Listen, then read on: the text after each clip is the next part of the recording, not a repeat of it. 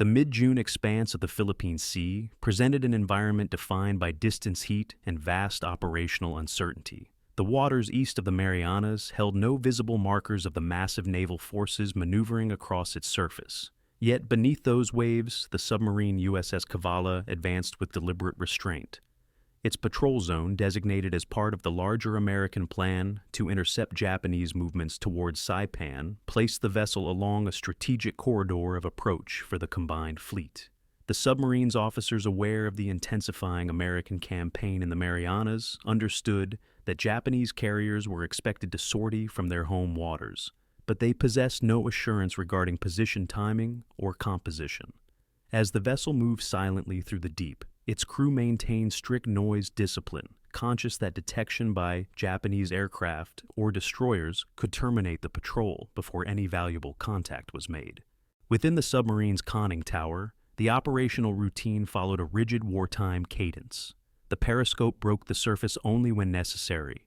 Each sighting required careful coordination of depth control and lookout rotation. While the submarine's engines alternated between battery-powered electric motors submerged and diesels on the surface at night, the tactical posture remained conservative.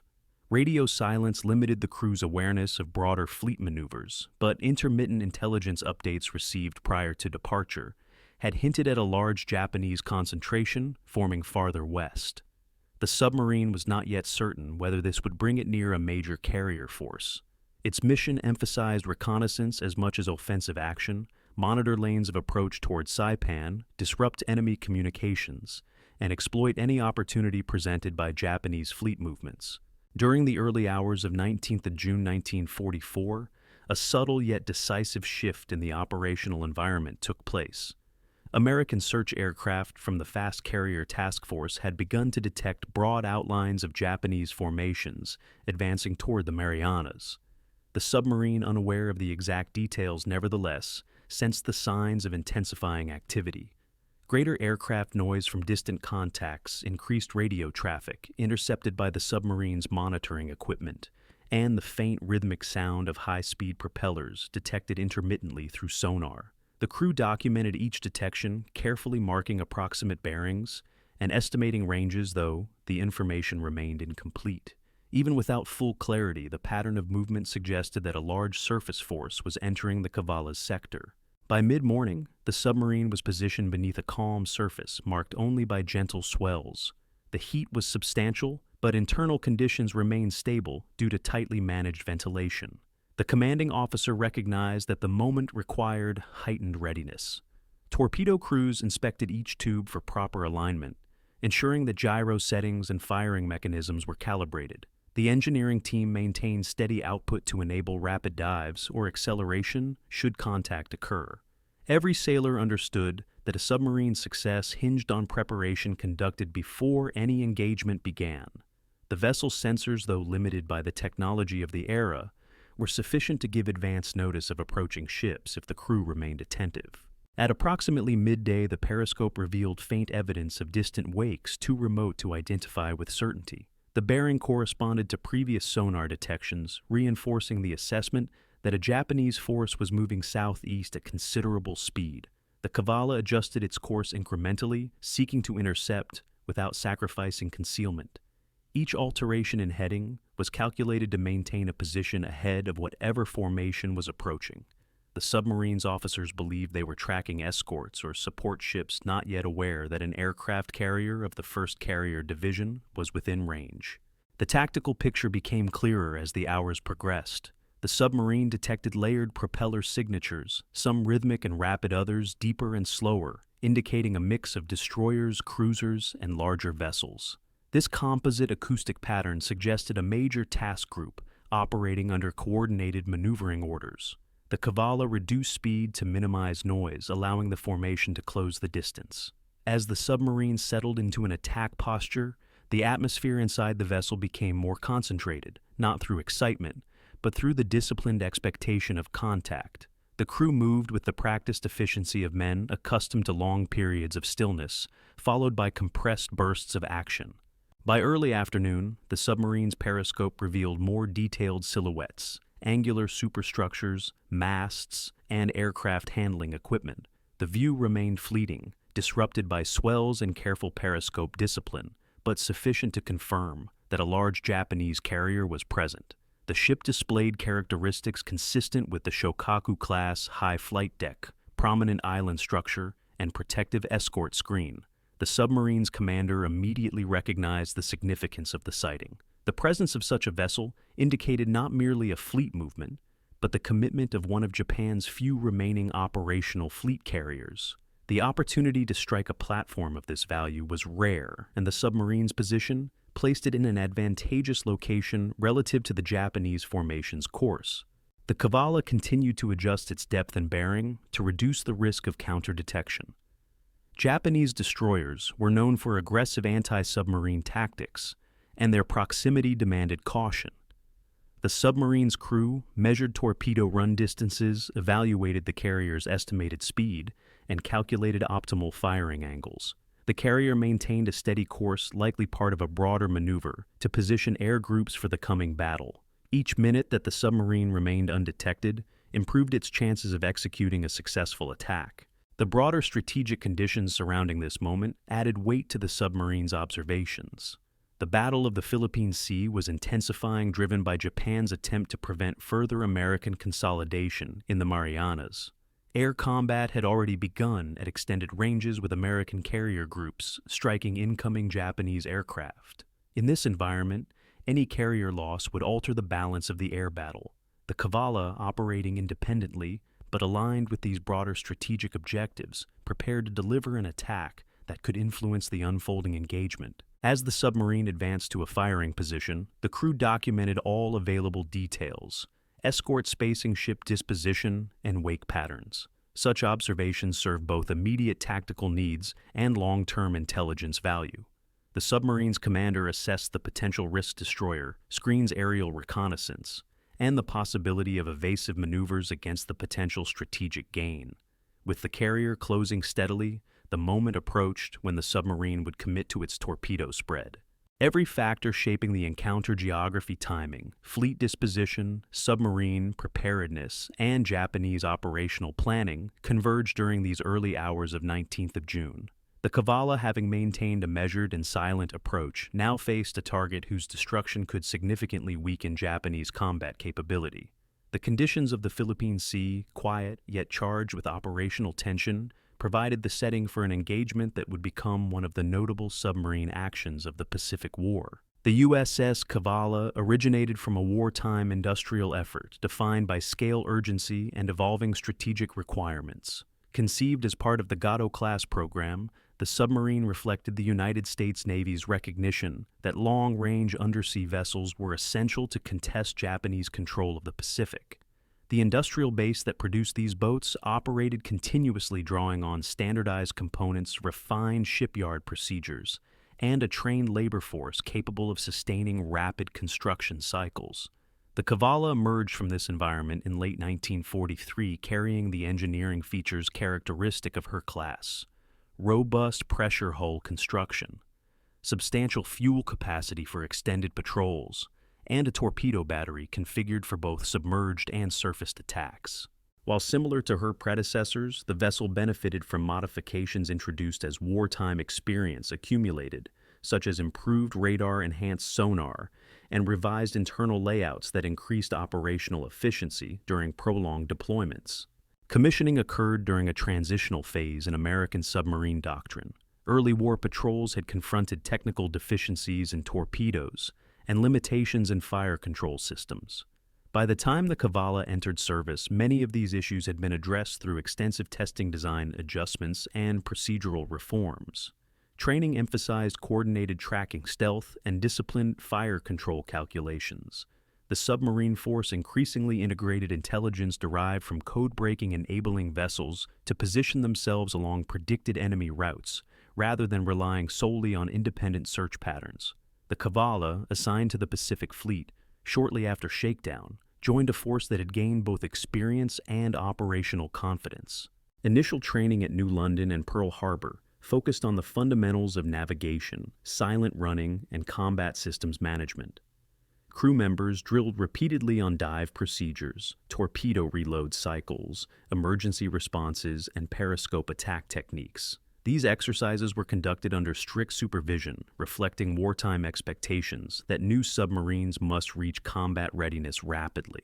The vessel's officers studied enemy surface tactics, aircraft patrol behaviors, and the vulnerabilities of Japanese shipping lanes. Although the submarine had not yet faced combat, the institution that trained and deployed her had already absorbed the lessons of earlier patrols, shaping a doctrine that emphasized maximum exploitation of American technological and intelligence advantages. The submarine's early deployments allowed for incremental adaptation to Pacific conditions. Her initial patrols tested endurance capabilities, fuel consumption rates, sensor performance, and torpedo accuracy in real ocean environments. These operations, though, limited in combat engagement, refined crew coordination, and reinforced the importance of precision in every phase of a submarine's mission. The long distances of the Pacific demanded not only mechanical reliability, but also the ability of sailors to endure extended periods of confined living space, operational vigilance, and sudden shifts from routine to combat conditions. The Cavalla's crew demonstrated competence in these requirements, enabling the vessel to transition effectively into a wartime asset positioned for major operations. As 1944 progressed, the Pacific strategic landscape changed significantly. American forces launched major assaults in the Central Pacific, moving from the Gilberts to the Marshalls and preparing for the Marianas Campaign. These advances forced Japan to increase the use of its remaining carrier strength to defend critical territory. Intelligence from multiple sources, signal intercepts, aerial reconnaissance, and previous submarine observations suggested that Japanese fleet units would be compelled to operate farther east than before.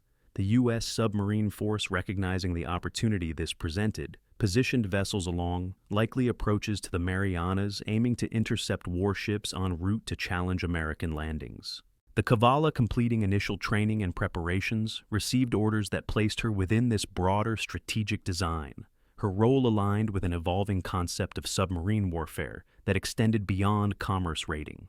High-value targets such as aircraft carriers, battleships, and cruisers were increasingly considered legitimate and significant objectives. Previous submarine successes against Japanese capital ships had demonstrated the feasibility of these attacks, though the risks remained considerable. Carriers traveled with extensive escort formations, often screened by destroyers skilled in anti-submarine operations. Yet the Cavalla's capabilities, stealth endurance, and improved sensors gave her the potential to execute such missions. Within the submarine's command structure, the crew gained familiarity with the intelligence environment that shaped their patrol orders. Pre-mission briefings provided them with declassified summaries of Japanese naval movements, including the shifting locations of carrier divisions and anticipated routes toward contested areas. While tactical details remained limited by operational security, the officers understood the strategic significance of any carrier movement during the upcoming campaign. Their patrol area, selected deliberately by higher command, was positioned along a corridor through which major Japanese forces might pass. Although the probability of contact remained uncertain, the location increased the likelihood of observing meaningful fleet activity.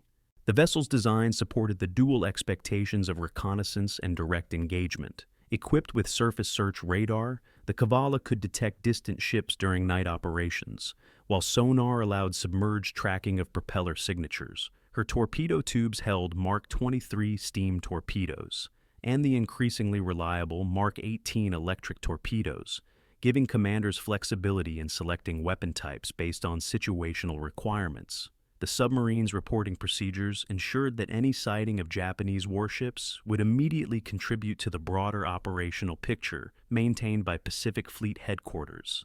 The men aboard the Cavalla developed the cohesion necessary for submarine warfare. Daily routines emphasized readiness and adaptability. Sonar operators practiced identifying nuanced acoustic signatures. Navigation teams refined plotting accuracy, and torpedo personnel ensured rapid responses to firing orders. These routines, repeated consistently, cultivated an internal discipline essential to the success of undersea operations. Submarine warfare required precision in timing, positioning, and environmental assessment, and the crew recognized that miscalculation in any of these areas could compromise an entire patrol. By the time the Marianas operation commenced, the Cavalla stood prepared for complex assignments. Her transition from new vessel to operational submarine had occurred within a framework shaped by technological improvements, accumulated wartime experience, and shifting strategic priorities. The vessel did not enter the Philippine Sea as an untested asset. Rather, she carried the institutional knowledge of earlier patrols and the refined doctrinal expectations of a submarine force that had become increasingly effective at shaping the Pacific conflict. This background established the foundation from which the submarine would act during the events of June 1944. Her presence along a strategic axis, combined with the operational readiness of her crew and the larger intelligence apparatus that guided her patrol assignments, positioned the vessel to encounter and ultimately engage a major Japanese aircraft carrier. The origins of the Cavalla as a wartime instrument of undersea strategy thus formed a critical prelude to the confrontation that would soon unfold in the Philippine Sea. The shifting interplay of intelligence fleet movements and operational timing rendered the approach of the carrier Shokaku toward the USS Cavalla's patrol area an outcome shaped less by deliberate design and more by converging strategic pressures. The Japanese combined fleet, responding to the American landing on Saipan, initiated Operation A-Go to challenge the U.S. advance in the Central Pacific. This operation demanded the concentration of remaining Japanese carrier strength, which had been reduced considerably through attrition in earlier campaigns. The Shokaku, one of the few surviving fleet carriers capable of conducting large-scale air operations, departed Tawi-Tawi alongside other key units of the 1st Mobile Fleet, with orders to intercept and neutralize American naval forces near the Marianas. Its movements, while part of a broader operational intent, placed the vessel on a trajectory that would unexpectedly intersect with the patrol path of a single American submarine operating independently. The Cavalla's patrol sector had been assigned with the expectation that Japanese surface units might attempt to reach the Marianas through eastern approach routes. Intelligence derived from signal intercepts had indicated significant preparations for a major counterattack. However, the precise timing and composition of Japanese fleet redeployments remained uncertain. While the American submarine force had been instructed to monitor specific maritime corridors, none of the vessels operating in the region possessed the ability to predict which carriers or warships would pass through their assigned areas. The vastness of the Philippine Sea ensured that most patrols would yield limited direct contact. Against this backdrop, the arrival of one of Japan's most valuable carriers within the Cavalla's reach represented a rare instance in which strategic intent and submarine positioning coincided precisely. The Shokaku's operational history contributed to the significance of this encounter. As a leading unit of Japan's pre-war carrier program, the vessel had participated in major engagements from the opening months of the conflict: the attack on Pearl Harbor, the Indian Ocean Raid, the Battle of the Coral Sea, and the Battle of the Santa Cruz Islands. Throughout these campaigns, the carrier had survived severe damage, operational losses, and shifting Japanese tactics. Its continued presence in 1944 symbolized both the resilience of Japan's carrier arm and the heavy strain imposed on it by successive battles. The air groups operating from the Shokaku had been replenished repeatedly, though the quality of pilots had diminished as Japan's training infrastructure deteriorated under wartime pressures.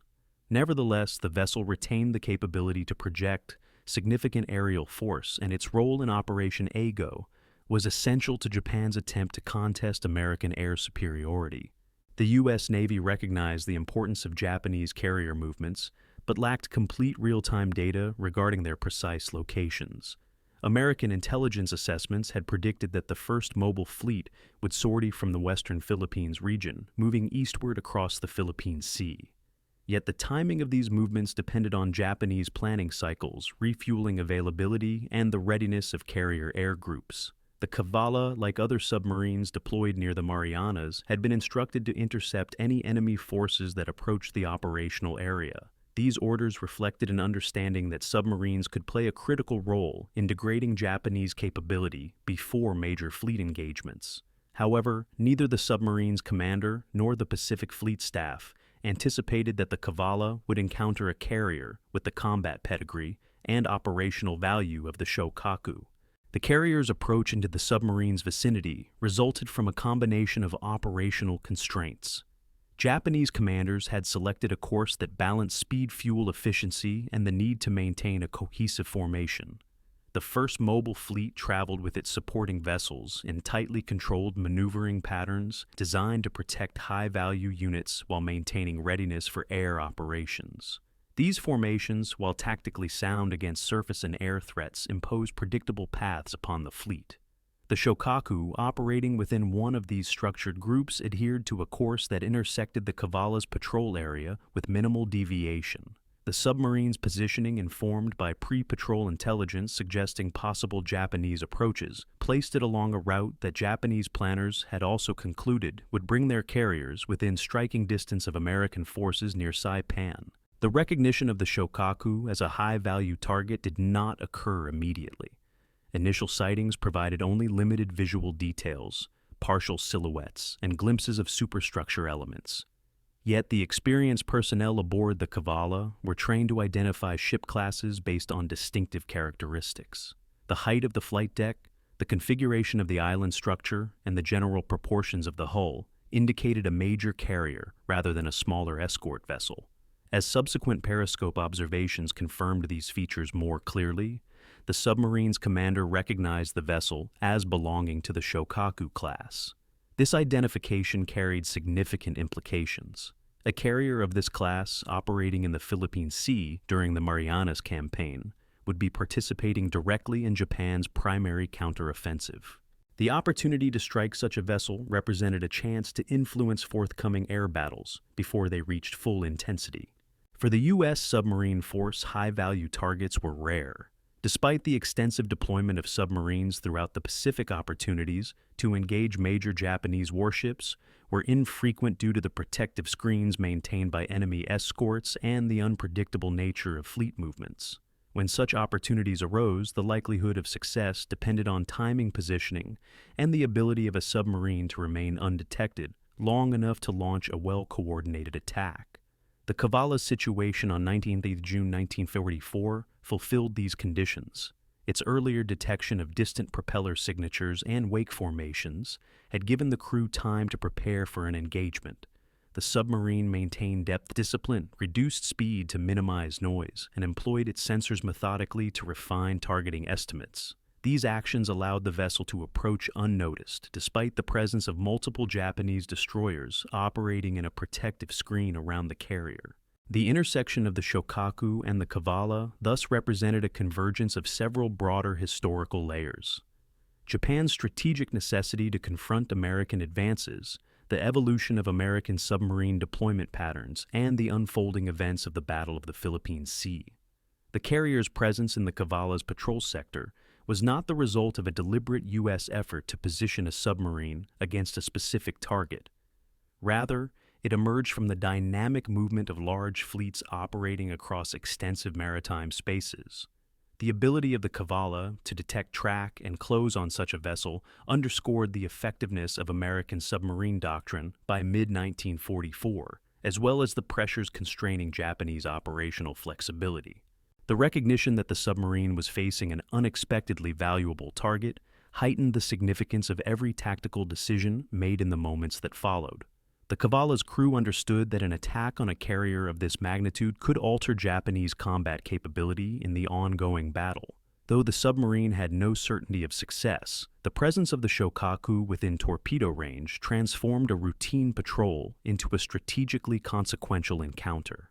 The operational environment leading to the encounter between the USS Cavalla and the Shokaku was shaped by an intricate network of intelligence systems, reconnaissance practices, and communications procedures developed by the United States Navy across several years of conflict. By mid-1944, the American Pacific Fleet relied on a combination of code-breaking successes, aerial search patterns, submarine reconnaissance, and analytical evaluations conducted at fleet headquarters to trace the movements of major Japanese units. Although no single source provided complete situational awareness, the aggregate effect of these methods produced a broad understanding of the operational intentions of the Japanese combined fleet. The Cavalla, operating as a single submarine within this wider framework, became a component of a strategic effort that relied heavily on intelligence to position assets along probable enemy transit routes. American code breaking, particularly through the work of Fleet Radio Unit Pacific FRUPAS, had generated valuable insight into Japanese operational planning. Analysts had decrypted segments of Japanese naval messages indicating preparations for a large-scale response to the American invasion of Saipan. While the code name and full scope of Operation AGO were not completely discerned, the intelligence community recognized that Japanese carrier forces would be compelled to sortie into the Philippine Sea.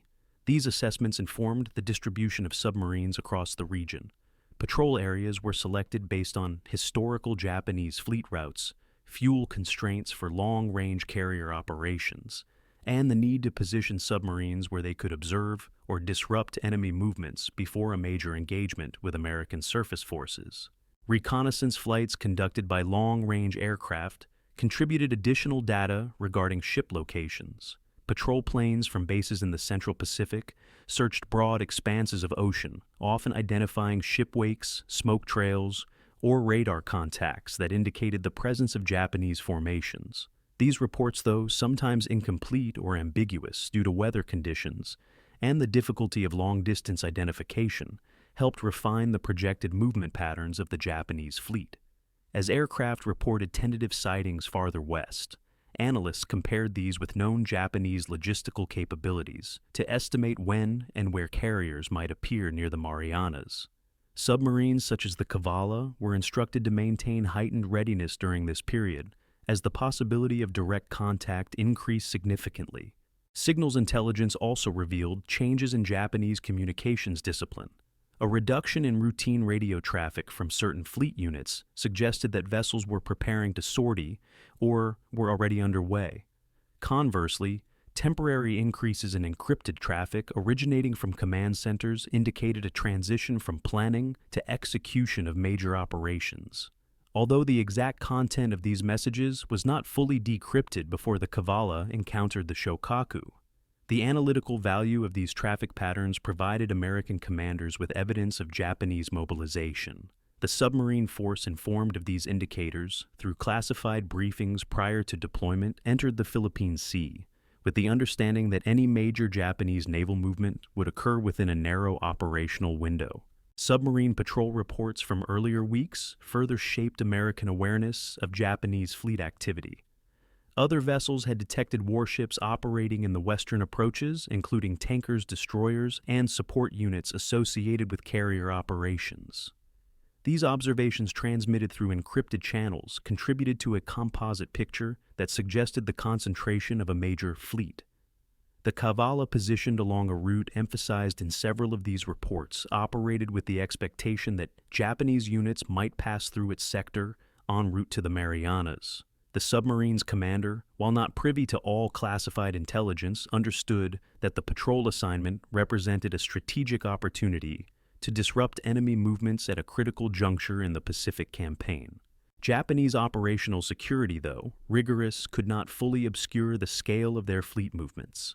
The first mobile fleet required substantial logistical support, including refueling operations and coordinated navigation across thousands of miles of open ocean. These necessities generated patterns visible to experienced analysts.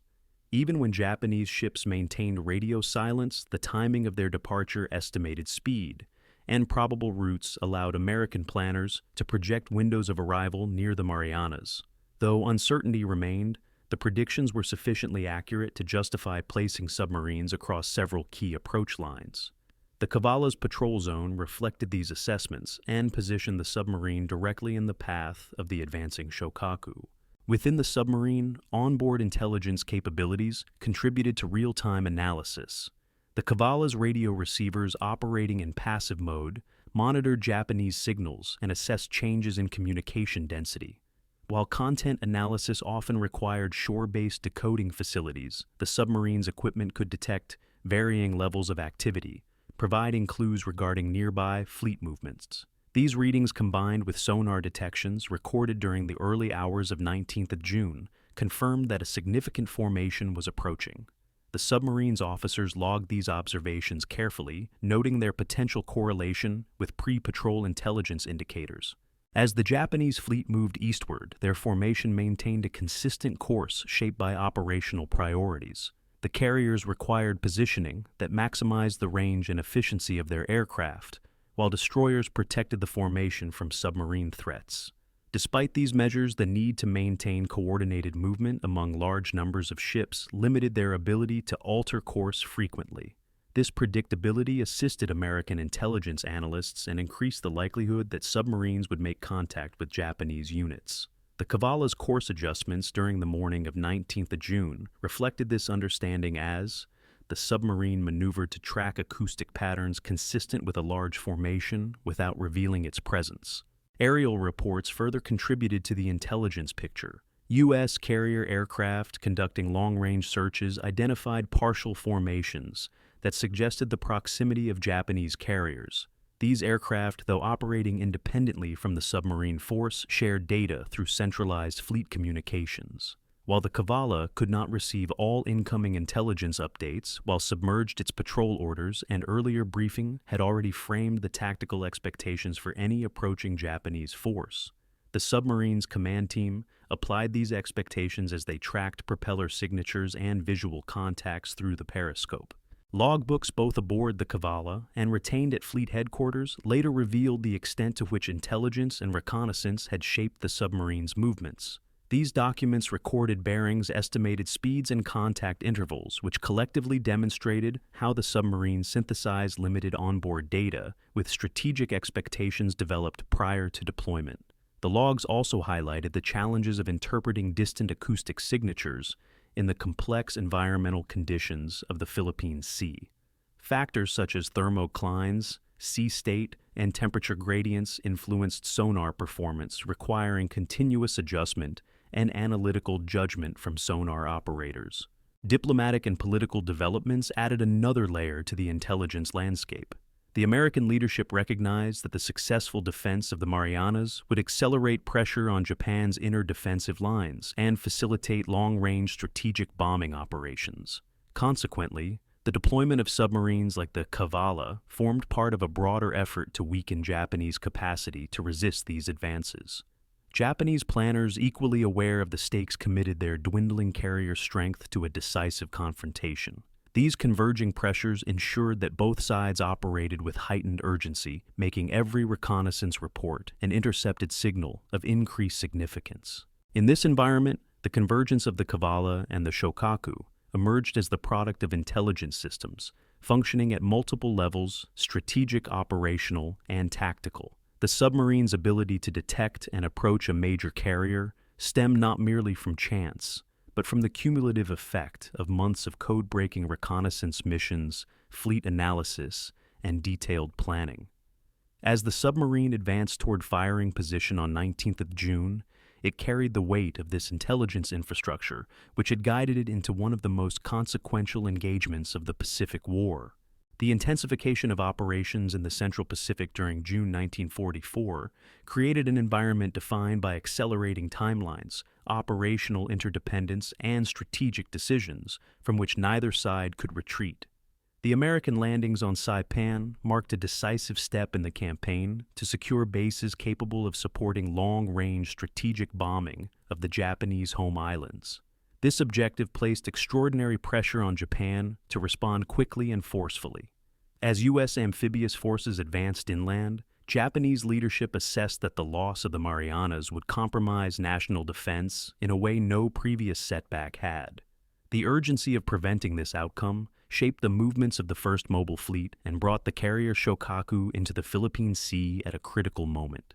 For the United States, the operational tempo surrounding the Marianas invasion required coordinated action across multiple domains. Surface ships, submarines carrier, task groups, Marine and Army units, and long-range reconnaissance aircraft all contributed to an interconnected plan that aimed to shield the landing force while degrading Japanese capability.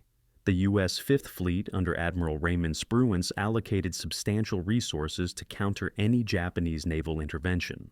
Carrier aircraft conducted continuous air patrols and strike missions, while surface units maintained protective screens around transport and supply vessels. Submarines, including the USS Cavalla, operated along anticipated approach lines to detect enemy movements and either attack independently or provide early warning before Japanese forces reached the main American fleet. The pressure on submarine commanders was consistent and significant. They operated under strict expectations that any sighting of Japanese capital ships required immediate action or prompt transmission of contact information. The Cavalla's patrol orders emphasized vigilance and the need to respond quickly to any indication of Japanese naval activity. These expectations reflected the broader reality that the Battle of the Philippine Sea was shaping into a decisive confrontation. American commanders understood that disrupting Japanese carrier strength before a large-scale air engagement could reduce the number of aircraft available to strike American ships and bases. The ability of a single submarine to inflict damage on a carrier battleship or cruiser had become strategically valuable. On the Japanese side, operational pressures were similarly acute. The decision to initiate Operation A-Go had been influenced by several months of strategic reversals. Japan's defensive perimeter had contracted significantly, and fuel shortages limited the number of operations the Navy could sustain. Nevertheless, the combined fleet leadership perceived the Marianas as a vital strong point. The loss of these islands would expose the home archipelago to direct air attack, undermining both military capability and civilian morale. As a result, Japanese planners judged that the Marianas campaign warranted a concentrated effort to defeat the American fleet. This decision committed the Shokaku, alongside other carriers, battleships, cruisers, and destroyers, to an operation from which there was minimal possibility of withdrawal once contact with American forces was established. For the carrier Shokaku, the approach toward the Philippine Sea occurred under the strain of operational deadlines. The vessel's air group had been assembled rapidly, drawing from surviving pilots and aircraft dispersed across Japanese bases. The training cycle, constrained by time and fuel shortages, left little margin for extensive preparation. Yet, Japanese leadership required that the carrier air groups perform at full capacity once the fleet reached the area of operations. The tactical demands placed on the Shokaku thus reflected broader pressures on the entire fleet: engage the American carriers, quickly neutralize their aircraft, and prevent the consolidation of the American beachhead on Saipan. As the first mobile fleet advanced eastward, the operational environment itself imposed additional constraints. Weather conditions varied across the region, with clear skies giving way to intermittent cloud banks and occasional rain showers. These factors influenced both reconnaissance and navigation. Aircraft launched to search for the American fleet faced extended flight times and uncertain visibility. Surface ships navigated cautiously to maintain formation integrity. The Shokaku, like other carriers, needed stable conditions for aircraft launch and recovery, and these operational necessities shaped the fleet's movement patterns. The complexity of coordinating such a large force under time pressure increased the likelihood of predictable routes, a factor that contributed to the Cavalla's eventual detection of the carrier. Within the American command structure, awareness of Japanese mobilization heightened the sense of urgency.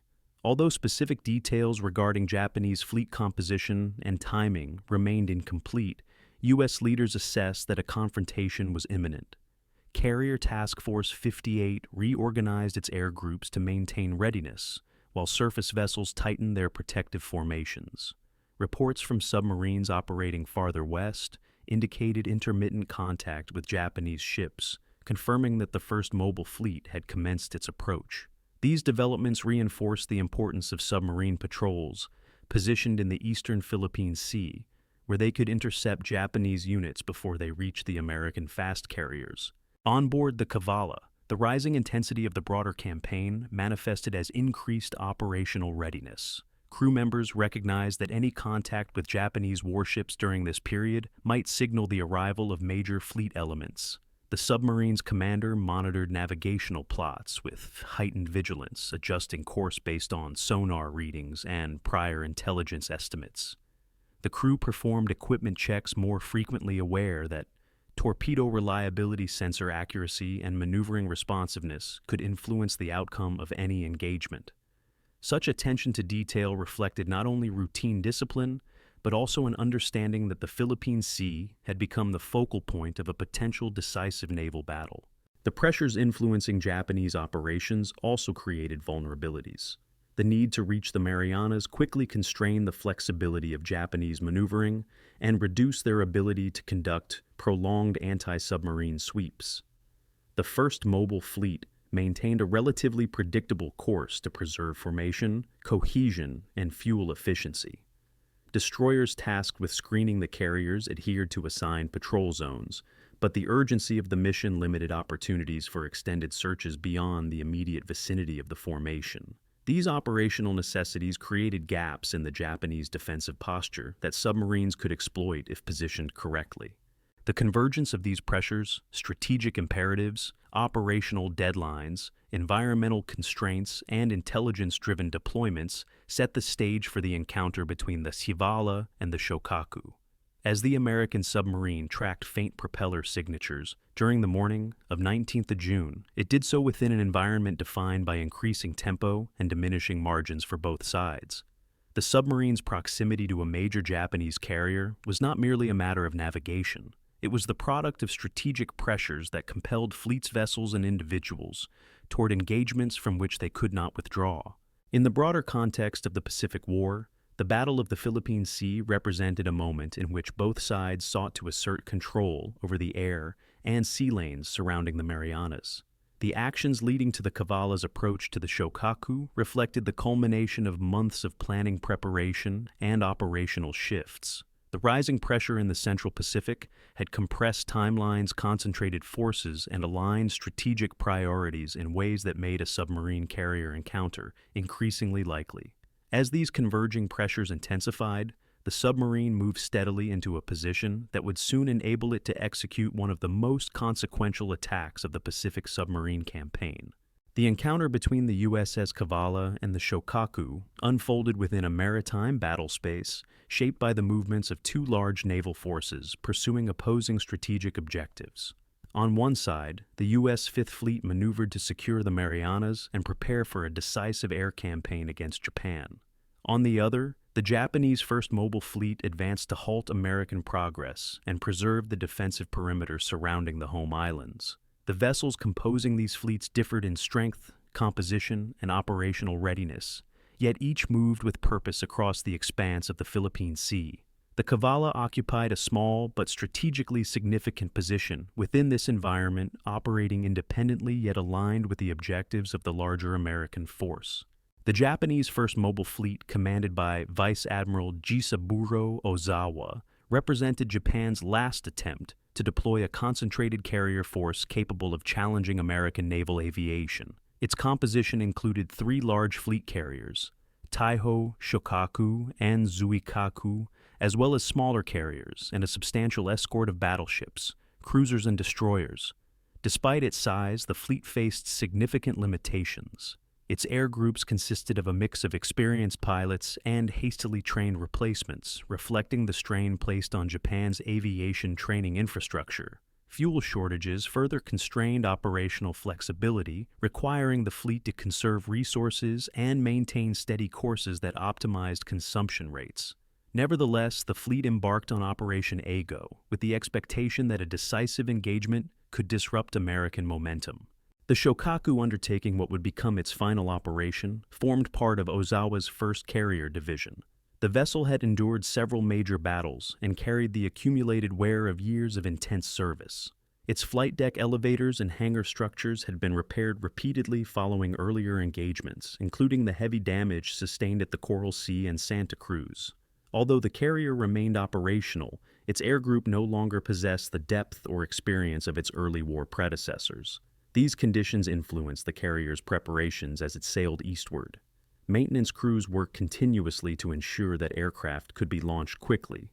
Once contact with American forces was established, while officers monitored fuel reserves to maintain readiness for extended air operations. The vessel's movements, though steady, reflected the operational urgency that defined the Japanese strategic position. Surrounding the carrier, the escort screen played a critical role in maintaining fleet security. Japanese destroyers trained in anti-submarine warfare maneuvered in coordinated patterns designed to detect and deter underwater threats. Their tactics emphasized sonar sweeps, depth charge readiness, and continuous surveillance of surface disturbances that might indicate the presence of a submerged vessel. However, the scale of the fleet and the need to maintain formation cohesion limited the extent to which destroyers could deviate from assigned patrol zones. The vessel spacing necessary for mutual protection against air attacks unintentionally created gaps in the outer screen. These intervals, while narrow, provided potential ingress routes for submarines positioned ahead of the fleet's course. Opposing this formation, the U.S. Fifth Fleet under Admiral Spruance operated with considerable numerical and technological superiority. Its fast carrier groups possessed experienced air crews, extensive logistical support, and radar systems capable of detecting enemy aircraft at long ranges. The fleet's disposition prioritized the protection of the Saipan invasion force while preparing to engage the Japanese carriers once they approached. American doctrine emphasized the use of submarines as an extended reconnaissance and strike arm. As a result, vessels like the Cavalla served as forward elements positioned to detect, report, and if possible, attack enemy units before they reached the main fleet. The coordination between submarines and aircraft increased the overall surveillance reach of the Fifth Fleet, enabling American commanders to respond more effectively to Japanese movements. Within this broader context, the Cavalla operated as a single autonomous platform. Its placement along one of the projected Japanese approach routes gave it the potential to influence the unfolding battle, despite its small size relative to the fleet's maneuvering around it. The submarine's capabilities contrasted sharply with those of the massive surface formations. Submerged, it relied on passive sensors, limited visual observation through the periscope, and strict noise discipline. Its offensive power lay in its torpedo armament, which required precise calculations and careful timing to achieve effective results. Unlike surface ships, the submarine could not rely on speed or maneuverability to evade threats once detected. Its strength derived from concealment and the ability to strike from ambush. The operational interplay between surface fleets and submarines shaped the environment in which the Cavalla closed on the Shokaku. American planners understood that Japanese carriers would aim to remain beyond the effective range of U.S. land-based aircraft, while simultaneously positioning themselves to launch long-range strikes. This necessity imposed constraints on the Japanese fleet's movement patterns, making certain routes more likely than others. Submarines positioned along these routes served as both observers and potential attackers. The Cavalla's assignment reflected this strategic logic, positioning it in a sector where Japanese carriers were likely to pass during their eastward advance. As the day progressed on 19th of June, the movements of both fleets influenced the tactical possibilities available to the Cavalla. Japanese aircraft from the First Mobile Fleet began to engage American formations, initiating what would become known as the Great Marianas Turkey Shoot. These air operations required the Shokaku and other carriers to maintain steady courses conducive to launch and recovery cycles. The resulting predictability increased the submarine's chances of positioning itself effectively for an attack. At the same time, American carrier aircraft conducted long-range searches that contributed to the situational awareness of the Fifth Fleet, although the Cavalla, operating under radio silence while submerged, relied solely on its own observations to guide its actions. The proximity of the Cavalla to the Japanese fleet reflected not only accurate intelligence, but also the inherent risks of submarine patrols. Approaching a carrier group required navigating through waters patrolled by destroyers equipped with sonar and depth charge capabilities. These vessels operated along the perimeter of the fleet, conducting continuous sweeps for submerged threats. The Cavalla's crew remained aware that any miscalculation in depth or course could lead to detection and rapid counterattack. Their ability to operate within this environment demonstrated the proficiency of American submarine training and the effectiveness of silent running procedures developed earlier in the war. The convergence of fleet movements placed the Cavalla in a rare tactical position within striking distance of a major Japanese carrier at a moment when the larger strategic battle was reaching its peak. The opposing forces, one massive, highly visible and heavily defended, the other small, concealed and operating independently, represented different approaches to naval warfare. The Shokaku embodied Japan's reliance on carrier aviation to achieve decisive results, while the Cavalla reflected the American emphasis on undersea warfare as a critical supplementary force capable of exploiting vulnerabilities within large formations. As both fleets continued their advance and air operations escalated, the conditions that enabled the encounter were firmly established. The opposing formations, driven by strategic imperatives and tactical necessity, moved inexorably toward conflict. Within this dynamic environment, the Cavalla maintained its calculated approach, preparing to exploit the narrow window of opportunity created by the convergence of two large fleets maneuvering across the Philippine Sea. The final approach between the USS Cavalla and the Shokaku emerged from a chain of operational decisions made by commanders on both sides, each responding to strategic pressures while attempting to preserve the integrity of their respective missions. These decisions, some made hours earlier, others taken moments before the encounter, shaped the geometry of movement that placed a single American submarine in position to threaten one of Japan's most valuable carriers. The convergence reflected the disciplined application of doctrine, the constraints of battlefield conditions, and the inherent unpredictability of warfare across an oceanic expanse. For the Cavalla, the key decisions began with a patrol assignment issued by American Submarine Command prior to deployment. Based on intelligence assessments projecting the likely routes of Japanese fleet movements, the submarine was directed to operate in a defined sector east of the Philippine archipelago. This location provided both observational value and offensive potential. While the submarine's crew could not foresee the specific vessels they might encounter, their orders stressed that any major Japanese unit approaching the Marianas would likely pass within their general vicinity. The commanding officer, Lieutenant Commander Hermann Kostler, interpreted these instructions as a mandate to maintain readiness for both reconnaissance and attack. As the submarine advanced through the assigned sector, decisions made on the bridge and in the control room shaped its approach. Kostler elected to maintain conservative speeds during daylight hours, reducing the acoustic signature that could reveal the vessel's presence. He also ordered extended periods of submerged operation, recognizing that Japanese aircraft, even at long distances, posed a threat to any surface submarine.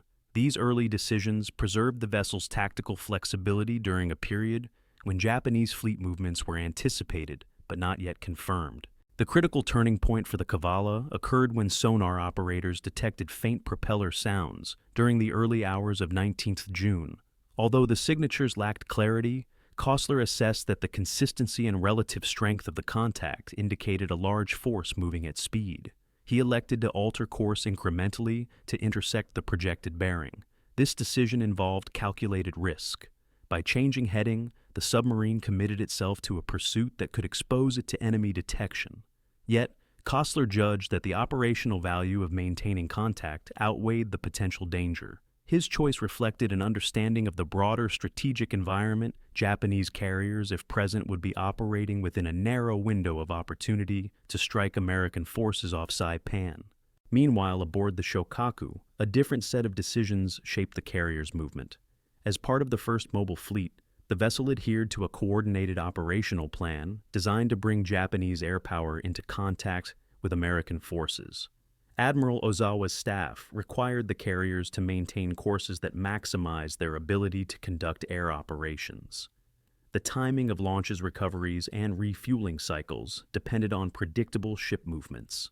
Deviation from assigned routes would disrupt the complex rhythm required to sustain a large-scale air battle. Consequently, the Shokaku's captain chose to maintain steady heading and speed despite the risks posed by submarine threats. The Japanese escort screen, though, vigilant faced limitations imposed by the need to protect the carriers while supporting ongoing air operations. Destroyer captains were instructed to conduct sonar sweeps and maintain alertness for any sign of undersea movement. However, the fleet's operational tempo constrained these patrols. Aircraft departing from and returning to the carriers required destroyers to remain close enough to assist with rescue operations and provide anti-aircraft support. These competing priorities influenced the spacing of the destroyers and reduced their ability to conduct extended anti-submarine search patterns. The decision to prioritize air operations essential for the Japanese plan created intervals in the perimeter that a submerged vessel could exploit. As the Cavalla maneuvered into a tracking position, Costler made several key tactical assessments. First, he determined that the formation was too large to risk early identification. Any premature attempt to raise the periscope could alert nearby destroyers. Instead, he relied primarily on sonar bearings to refine the submarine's approach. Second, he ordered the crew to prepare all forward torpedo tubes for rapid firing. The submarine's torpedo battery included both steam-driven and electric torpedoes. Costler selected electric torpedoes for the initial spread due to their reduced wake visibility, aligning with the need for stealth against a vigilant escort screen. Third, he evaluated the projected movement of the formation, concluding that the lead elements were approaching at a speed consistent with a carrier group preparing for or supporting air operations. The Shokaku's internal decisions during this period focused on maintaining readiness for the next phase of air engagements. Flight deck crews secured recently recovered aircraft, moved others into position for refueling and rearming, and prepared the deck for subsequent launch cycles. Japanese naval aviation doctrine required synchronization with the movements of the flagship Taiho and other carriers in the division. The Shokaku's captain thus prioritized consistent speed and predictable maneuvering, enabling efficient air coordination, while relying on destroyers to manage submarine threats. This reliance, while necessary, exposed the carrier to risk if enemy submarines positioned themselves ahead of the formation's path. As the Cavalla closed to periscope depth, Costler faced the final set of decisions that would determine whether an attack was feasible. The periscope view offered only partial confirmation of the task group's composition. Yet the height of the flight deck, the dimensions of the island, and the arrangement of escorting ships left little doubt that the formation contained a major carrier. Costler judged that the vessel in view matched the characteristics of a Shokaku-class ship, though the exact identity could not be confirmed immediately. This assessment influenced his next decision. He committed to a full torpedo spread rather than a limited engagement. The importance of inflicting decisive damage justified the expenditure of multiple torpedoes, especially given the limited opportunity presented by the fleet's speed and screening. He also ordered the submarine to maintain a firing position outside the direct path of the nearest destroyer. This required precise timing, as the submarine needed to fire before the destroyer's movement placed it in a screening position between the Cavalla and the carrier. The decision to adjust depth and angle during these moments reflected the cumulative training of the crew, who executed the maneuvers quickly and quietly to avoid detection. The submarine's fire control team worked rapidly to calculate torpedo run times based on updated range and bearing estimates.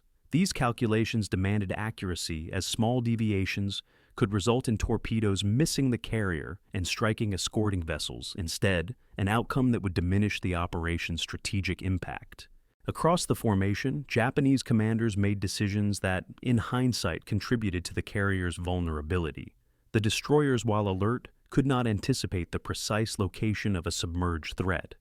The fleet's operational schedule necessitated momentary alignment of vessels during air operations, reducing the unpredictability of their course.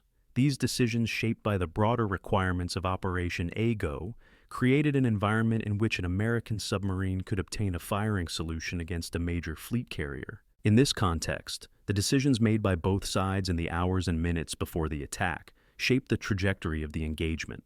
The Cavalla, leveraging intelligence-informed positioning, tactical discipline, and careful maneuvering, approached undetected. The Shokaku, constrained by its operational role and fleet doctrine, maintained a course that exposed it to the approaching submarine. The convergence represented the outcome of numerous independent choices, each rational within its own context, yet collectively guiding both vessels toward a decisive moment in the Philippine Sea. As the USS Cavalla closed within striking distance of the Shokaku, the operational environment surrounding the two vessels grew increasingly complex. Layered movements, partial signals, shifting visual conditions, and overlapping missions converged to create a situation in which neither side possessed complete situational awareness. Despite the vast open waters of the Philippine Sea, the convergence of multiple fleets' air groups, reconnaissance assets, and submarines produced a dense and dynamic battle space in which each decision carried significant consequences. At this stage, the conditions influencing the encounter could no longer be understood solely through linear movement or isolated actions. They reflected a matrix of overlapping operational demands, environmental variables, and incomplete information. The Japanese fleet exemplified this complexity. While committed to executing Operation AGO, it also had to maintain flexible responses to American air operations. Japanese commanders received intermittent and sometimes inaccurate reconnaissance reports from their own aircraft, which complicated assessments of American carrier positions. Earlier in the day, several long-range Japanese reconnaissance flights had returned with conflicting information regarding the disposition of American forces east of Saipan. Some aircraft reported large groups of American carriers, while others indicated dispersed or indeterminate formations. These inconsistencies introduced uncertainty into the Japanese operational picture. As a result, the first mobile fleet maneuvered with a degree of caution that reflected not hesitation, but the need to integrate ambiguous intelligence into broader planning. The Shokaku, in particular, operated under dual pressures supporting ongoing air attacks, while maintaining readiness to defend against American carrier aircraft. These demands shaped the vessel's internal tempo.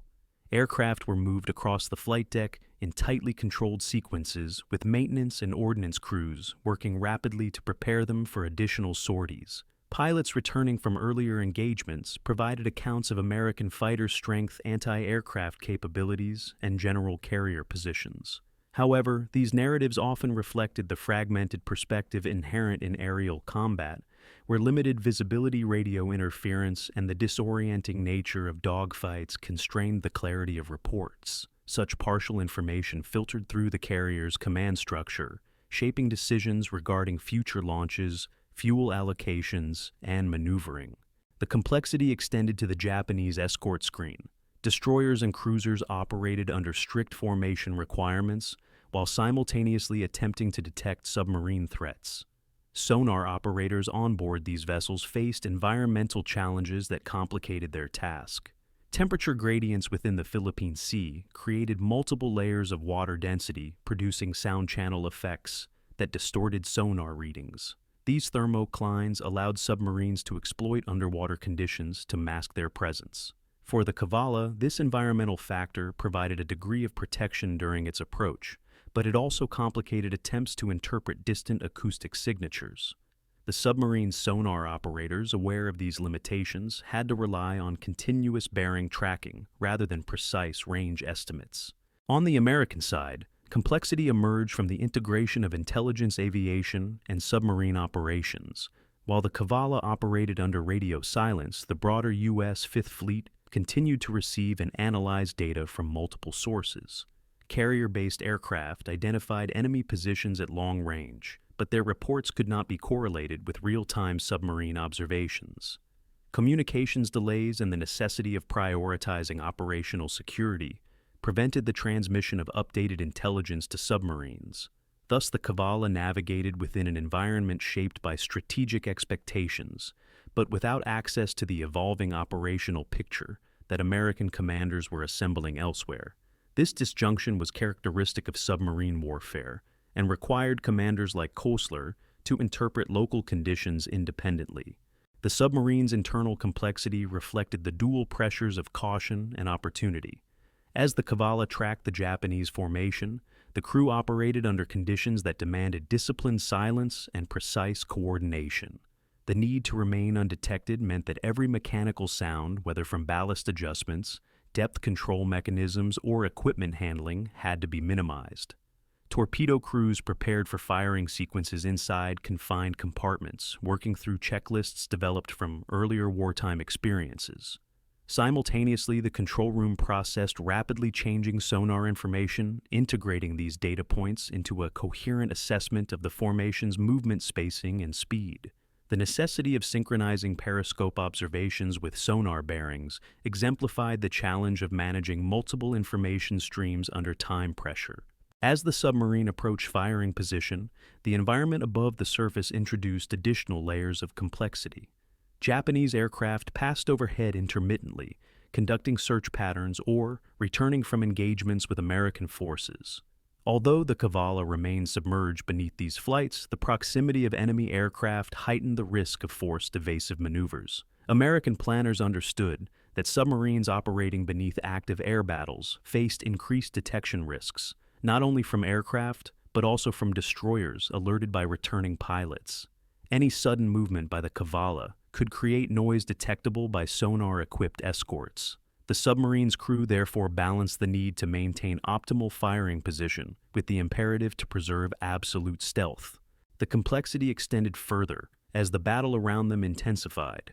The larger context of the Battle of the Philippine Sea continued to unfold with rapid air engagements, resulting in mass Japanese losses and significant American defensive successes.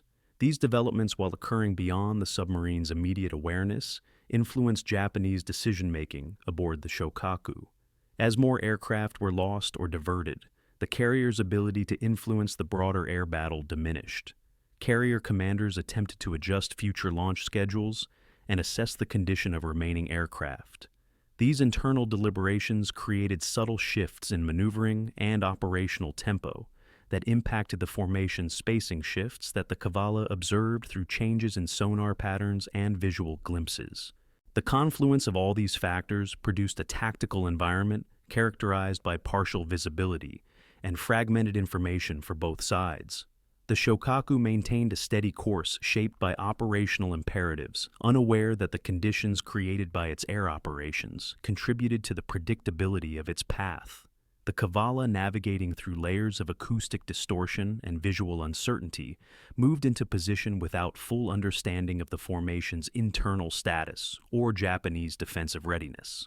The destroyers escorting the carrier remained vigilant, yet constrained by the competing demands of formation, integrity, anti-aircraft readiness, and sonar limitations. Overlapping priorities also complicated defensive measures. Japanese commanders anticipated submarine threats, but their planning emphasized air combat as the primary challenge.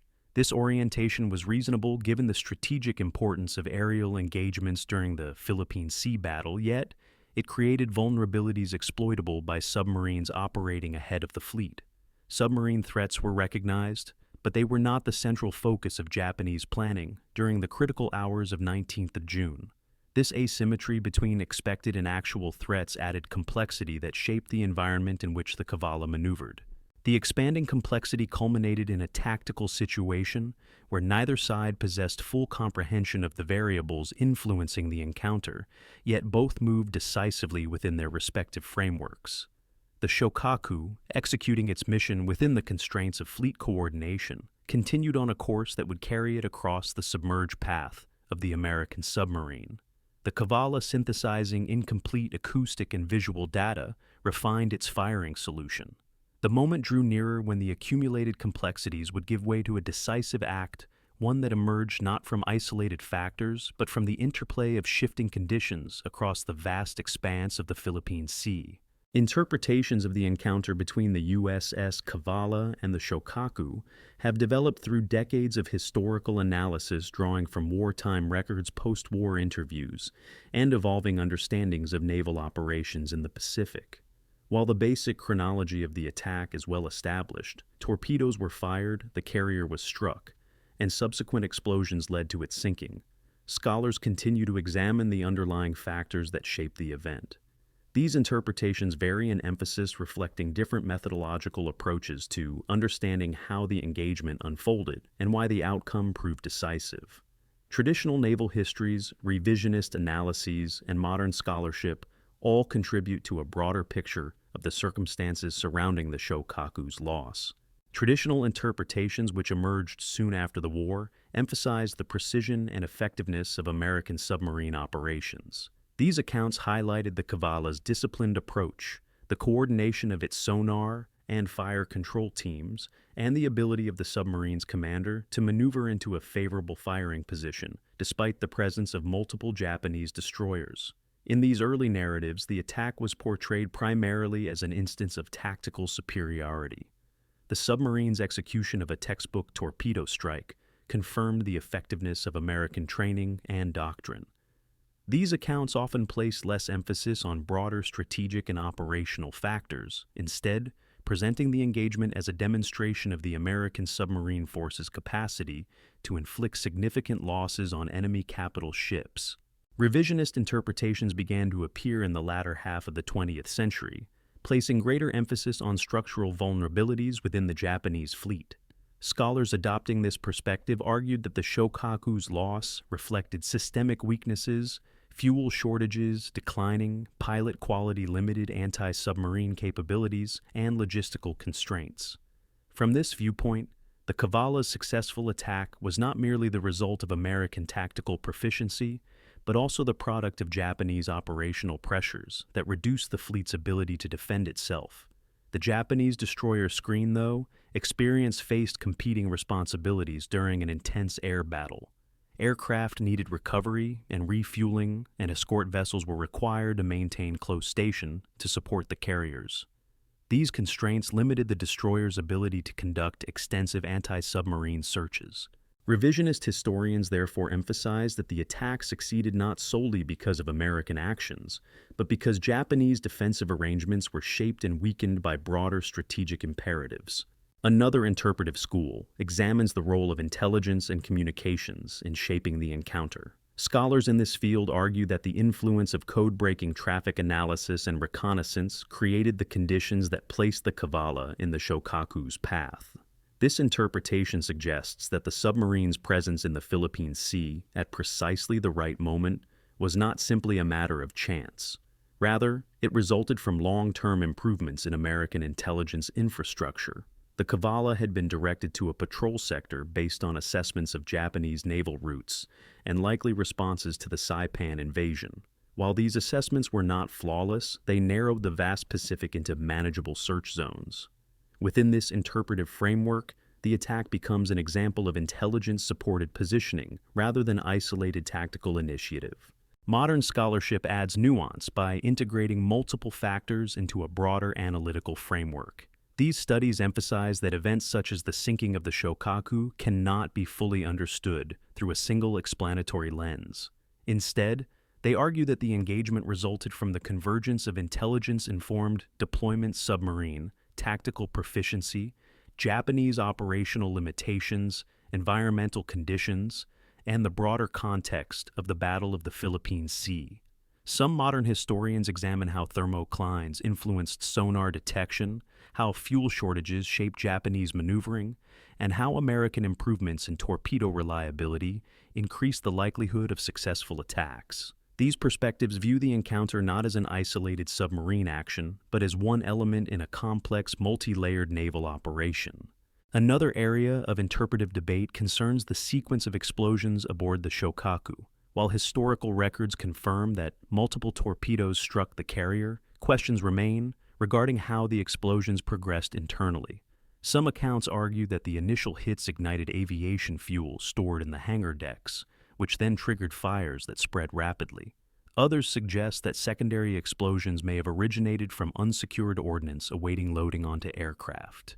Japanese post-war reports offer limited clarity, as survivors were dispersed across multiple vessels following rescue efforts, and the speed of the sinking limited their observations. Modern scholarship incorporates forensic-style analysis of ship construction and fuel storage arrangements, concluding that structural damage inflicted by the torpedoes compromised multiple systems simultaneously. This interpretation emphasizes the inherent vulnerability of fleet carriers to underwater explosions when combined with the presence of aviation fuel and ordnance. The role of Japanese command decisions has also been debated. Some historians argued that the fleet's commitment to strict formation discipline left carriers exposed to submarine threats. This view suggests that Japanese doctrine, which emphasized carrier air power as the decisive factor in naval engagements, undervalued the submarine threat.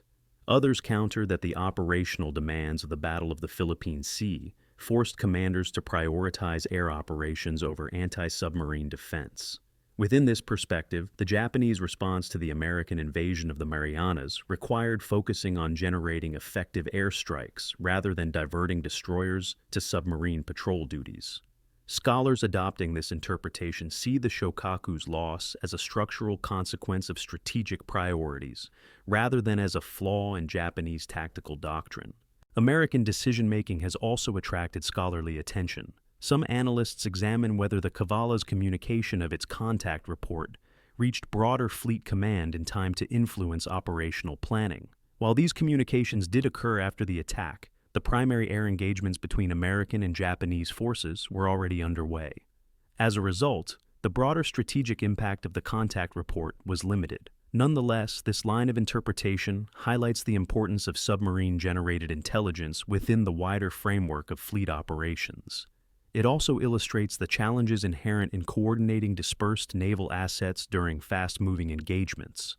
Across these interpretive approaches, a common theme emerges. The engagement was shaped by the interplay of multiple systems, intelligence networks, operational doctrines, technological capabilities, and environmental conditions. No single perspective fully explains the outcome. Instead, each interpretive school contributes to a layered understanding of how the Cavalla succeeded in sinking one of Japan's most significant carriers during a critical moment in the Pacific War. Scholars continue to refine these interpretations as new documents, interviews, and analyses emerge. While the core facts remain unchanged, the meaning attributed to those facts shifts with evolving historical methodologies. The encounter between the Cavalla and the Shokaku thus serves as a case study in the broader complexity of interpreting wartime events, a reminder that even well-documented engagements contain layers of uncertainty, context, and interdependent factors that shape historical understanding. The engagement between the USS Cavalla and the Japanese aircraft carrier Shokaku cannot be understood without a detailed examination of the tools, techniques, and technological systems that defined submarine warfare in 1944. The undersea environment imposed rigorous constraints on perception, communication, and movement. Every aspect of the Cavalla's approach, its ability to locate the target, remain undetected, calculate firing solutions, and withdraw, safely depended on the effective employment of equipment designed specifically for covert operations in a contested ocean. These tools existed not as isolated devices, but as interlocking components of a system refined through years of wartime experience. Foremost among the submarine's tools was sonar. By mid-1944, American submarines relied primarily on passive sonar systems, which detected noise generated by other vessels. This included propeller frequencies, engine vibrations, and mechanical signatures distinct to specific ship classes. Sonar operators aboard the Cavalla were trained to interpret subtle variations in sound, identify bearing drift, and determine whether a contact was increasing or decreasing in relative position. The presence of multiple Japanese vessels within the formation required operators to isolate individual signatures from the composite acoustic field. This task demanded attention, experience, and familiarity with the ways in which water temperature layers, especially the thermoclines prevalent in the Philippine Sea, could refract sound and distort apparent bearings. Operators compensated for these effects by monitoring sustained patterns rather than relying on single readings. Over time, these observations produced a consistent picture of the formation's direction and speed, enabling the submarine to maintain a covert pursuit. Complementing sonar was the periscope, a tool central to both navigation and attack preparation. The periscope provided the only visual confirmation of the target's identity, composition, and maneuvering, yet its use carried inherent risk. Any prolonged exposure of the periscope above the surface increased the likelihood of detection by enemy lookouts or aircraft. During the Cavalla's approach, the crew minimized periscope time by raising the instrument only long enough to verify bearings and assess the disposition of Japanese vessels. These brief observations required precision. The periscope operator had to align the sighting, quickly measure relative angles, judge distances based on ship silhouette height, and immediately lower the periscope to avoid creating a visible wake. The combination of limited visibility, sea state, and the need for stealth meant that each periscope observation contributed only a small fragment of information. When assembled alongside sonar data, these fragments formed a comprehensive attack picture.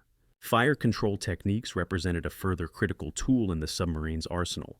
The Cavalla employed the Torpedo Data Computer (TDC), a mechanical analog device that synthesized information from periscope angles, target speed estimates, and submarine movement to calculate appropriate torpedo gyro angles. The TDC operated continuously once activated, allowing the fire control team to refine firing solutions as the situation evolved.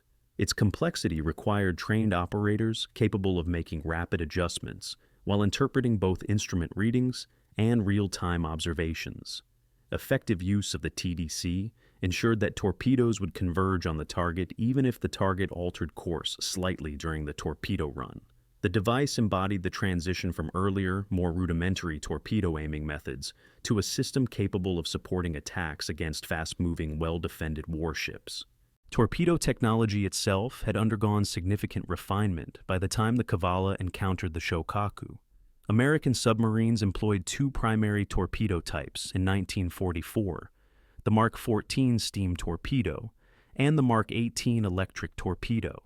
The Mark 18, notable for its lack of a visible wake, was particularly suited to attacks against ships protected by vigilant destroyer screens. Although the electric torpedo had a lower top speed than its steam counterpart, its stealth characteristics made it ideal for situations in which concealment was essential. The Cavalla's decision to use electric torpedoes reflected an understanding of the environment. A visible torpedo wake could have alerted Japanese escorts, prompting rapid evasive maneuvers or counterattacks. The torpedo crews prepared the weapons, carefully adjusting gyro settings and ensuring the reliability of each firing mechanism. Their readiness ensured that the submarine could launch a coordinated torpedo, spread at the appropriate moment. Navigation tools also shaped the submarine's approach. The Cavalla relied on gyroscopic compasses, depth gauges, and hydrophone bearings to maintain precise alignment with the Japanese formation. Depth control was particularly important. Operating at periscope depth exposed the submarine to potential detection, while descending too far compromised the ability to execute an accurate attack. The crew adjusted ballast and trim continuously to maintain a stable depth, despite fluctuating currents and the hydrodynamic effects of the submarine's movement. These adjustments required skill coordination and close communication between control room personnel and engineering teams. Electric motors, batteries, and diesel engines formed an additional technological foundation. While submerged, the Cavalla operated on battery power, which provided silent propulsion at reduced speeds. Diesel engines were used only when surfaced or at snorkel depth, and their noise output made them unsuitable for covert approaches. Effective battery management was crucial during prolonged submerged tracking. The submarine navigated carefully to conserve power, ensuring that enough energy remained for evasive maneuvers following the attack. Engineering crews monitored battery levels and adjusted output to maintain operational flexibility. Their management of these systems contributed to the submarine's ability to remain submerged for extended periods during the approach to the Japanese fleet. Surface search radar, though not used while the submarine was submerged, had contributed to the Cavalla's understanding of the operational environment earlier in the patrol. Radar provided early warning of aircraft or surface contacts during night operations, enabling the submarine to avoid detection and maintain safe distances from enemy vessels. Prior to submerging, the Cavalla's radar systems had likely contributed to situational awareness, assisting in positioning the submarine advantageously before the Japanese fleet entered close proximity. Although radar did not play a direct role in the attack, it formed part of the larger suite of tools that supported the submarine's overall mission. Communication equipment, including encrypted transmitters and receivers, provided a final element of technological support. During the approach, the Cavalla maintained radio silence, yet its ability to report contacts after the attack depended on secure communication channels. These systems allowed submarines to contribute to the broader tactical picture of fleet operations once their immediate missions were complete. The capacity to transmit intelligence without compromising security represented a significant advancement in submarine warfare, linking individual vessel actions to operational and strategic outcomes. Together, these tools formed a cohesive technological ecosystem that enabled the Cavalla to function effectively in a complex battle space. Sonar provided bearings. The periscope offered visual confirmation. The TDC translated observations into firing solutions. Torpedoes delivered destructive force, and navigation systems maintained the submarine's orientation and depth. Each tool required skilled operators who understood both its capabilities and its limitations. The success of the Cavalla's attack on the Shokaku reflected not only the equipment itself, but the integration of these tools within a disciplined, experienced crew. The tools of submarine warfare thus shaped every aspect of the engagement. They defined what the submarine could perceive, how it could maneuver, when it could strike, and how it could escape. Their effective use during the critical moments of 19th of June 1944 enabled the Cavalla to execute a damaging and historically significant attack within one of the most complex naval battles of the Pacific War. The sinking of the Shokaku by the USS Cavalla is supported by a substantial body of documentation, yet portions of the event remain shaped by gaps in the historical record. Submarine logs. Japanese reports, survivor testimonies, and post-war analyses together form the foundation of what is known. But the encounter occurred amid the noise and complexity of a major naval battle, and some details, especially those concerning events inside the carrier after the torpedo hits, cannot be reconstructed with absolute certainty. Understanding the distinction between established fact and unresolved questions is essential to evaluating the engagement in its full historical context. What is known with certainty begins with the sequence recorded in the Cavalla's logbooks. These documents provide detailed accounts of sonar bearings, periscope observations, fire control calculations, and times of launch for each torpedo. They confirm that the submarine fired a spread of 6 torpedoes at what its commander identified as a Shokaku-class carrier, and that at least 3 torpedoes struck the target. The positions, run times, and likely impact points can be reconstructed with precision based on these logs. The Cavalla's records also document the immediate aftermath, the sound of explosions observed, smoke rising from the carrier movements of escorting destroyers, and subsequent depth charge counterattacks. These elements form a consistent narrative grounded in primary documentation generated at the moment of engagement. Japanese records, though more fragmented, provide corroborating evidence. Operational reports compiled by the first mobile fleet after the battle confirmed that the Shokaku was struck by torpedoes during the morning of 19th of June 1944. These reports also note the rapid spread of fires and the presence of additional explosions within the ship. Survivor testimonies collected after the war support this chronology. Individuals who served aboard the vessel recalled the initial shock of the torpedo hits, the immediate outbreak of fires, and the attempt to contain damage while continuing flight deck operations. These testimonies, though, influenced by the limitations and stress of memory under extreme conditions, reinforce the broad sequence outlined in written records. However, significant uncertainties remain regarding the internal progression of damage aboard the carrier. The Shokaku sank relatively quickly, which limited the ability of crew members to observe or report the full sequence of internal events. One unresolved question concerns the precise origin of the catastrophic secondary explosions that accelerated the carrier's loss. Some accounts suggest that aviation fuel in the hangars ignited shortly after the torpedo impacts. Others attribute these explosions to bombs and torpedoes stored for ongoing or future aircraft sorties. Because the rapid spread of fires prevented organized damage control efforts in some compartments, the exact pathways through which flames reached fuel tanks, ordnance stores, or electrical systems remain subjects of interpretation. The physical structure of the Shokaku further complicates efforts to reconstruct these events. The carrier's design placed fuel tanks and aviation facilities in multiple layers beneath the flight deck. Torpedoes striking the hull below the waterline may have compromised several compartments simultaneously. Historians examining ship blueprints and wartime engineering records note that torpedo impacts near aviation fuel lines would have allowed vapors to accumulate, rapidly creating conditions for large-scale explosions once ignited. Yet, without direct observation from within the ship, definitive statements about the exact cause and timing of each explosion remain unattainable. The fact that most survivors escaped from the upper decks further reduces the availability of first-hand accounts from deep within the ship where the explosions originated. Another area where certainty is limited concerns the behavior of the destroyer screen following the torpedo strikes. Japanese destroyers responded quickly, initiating depth charge attacks aimed at neutralizing the Cavalla. Records from the submarine describe the explosions as intense and prolonged, indicating that the destroyers accurately detected the submarine's approximate location. However, The Japanese naval record does not specify the precise pattern of depth charge deployment, nor does it indicate whether the destroyers believed they had inflicted damage. Because the counterattack occurred during an active air battle, Japanese ships were soon required to resume anti-aircraft duties and continue escorting other carriers. As a result, the depth charge event is documented only from the American perspective, leaving uncertainty about Japanese tactical assessments during and after the counterattack.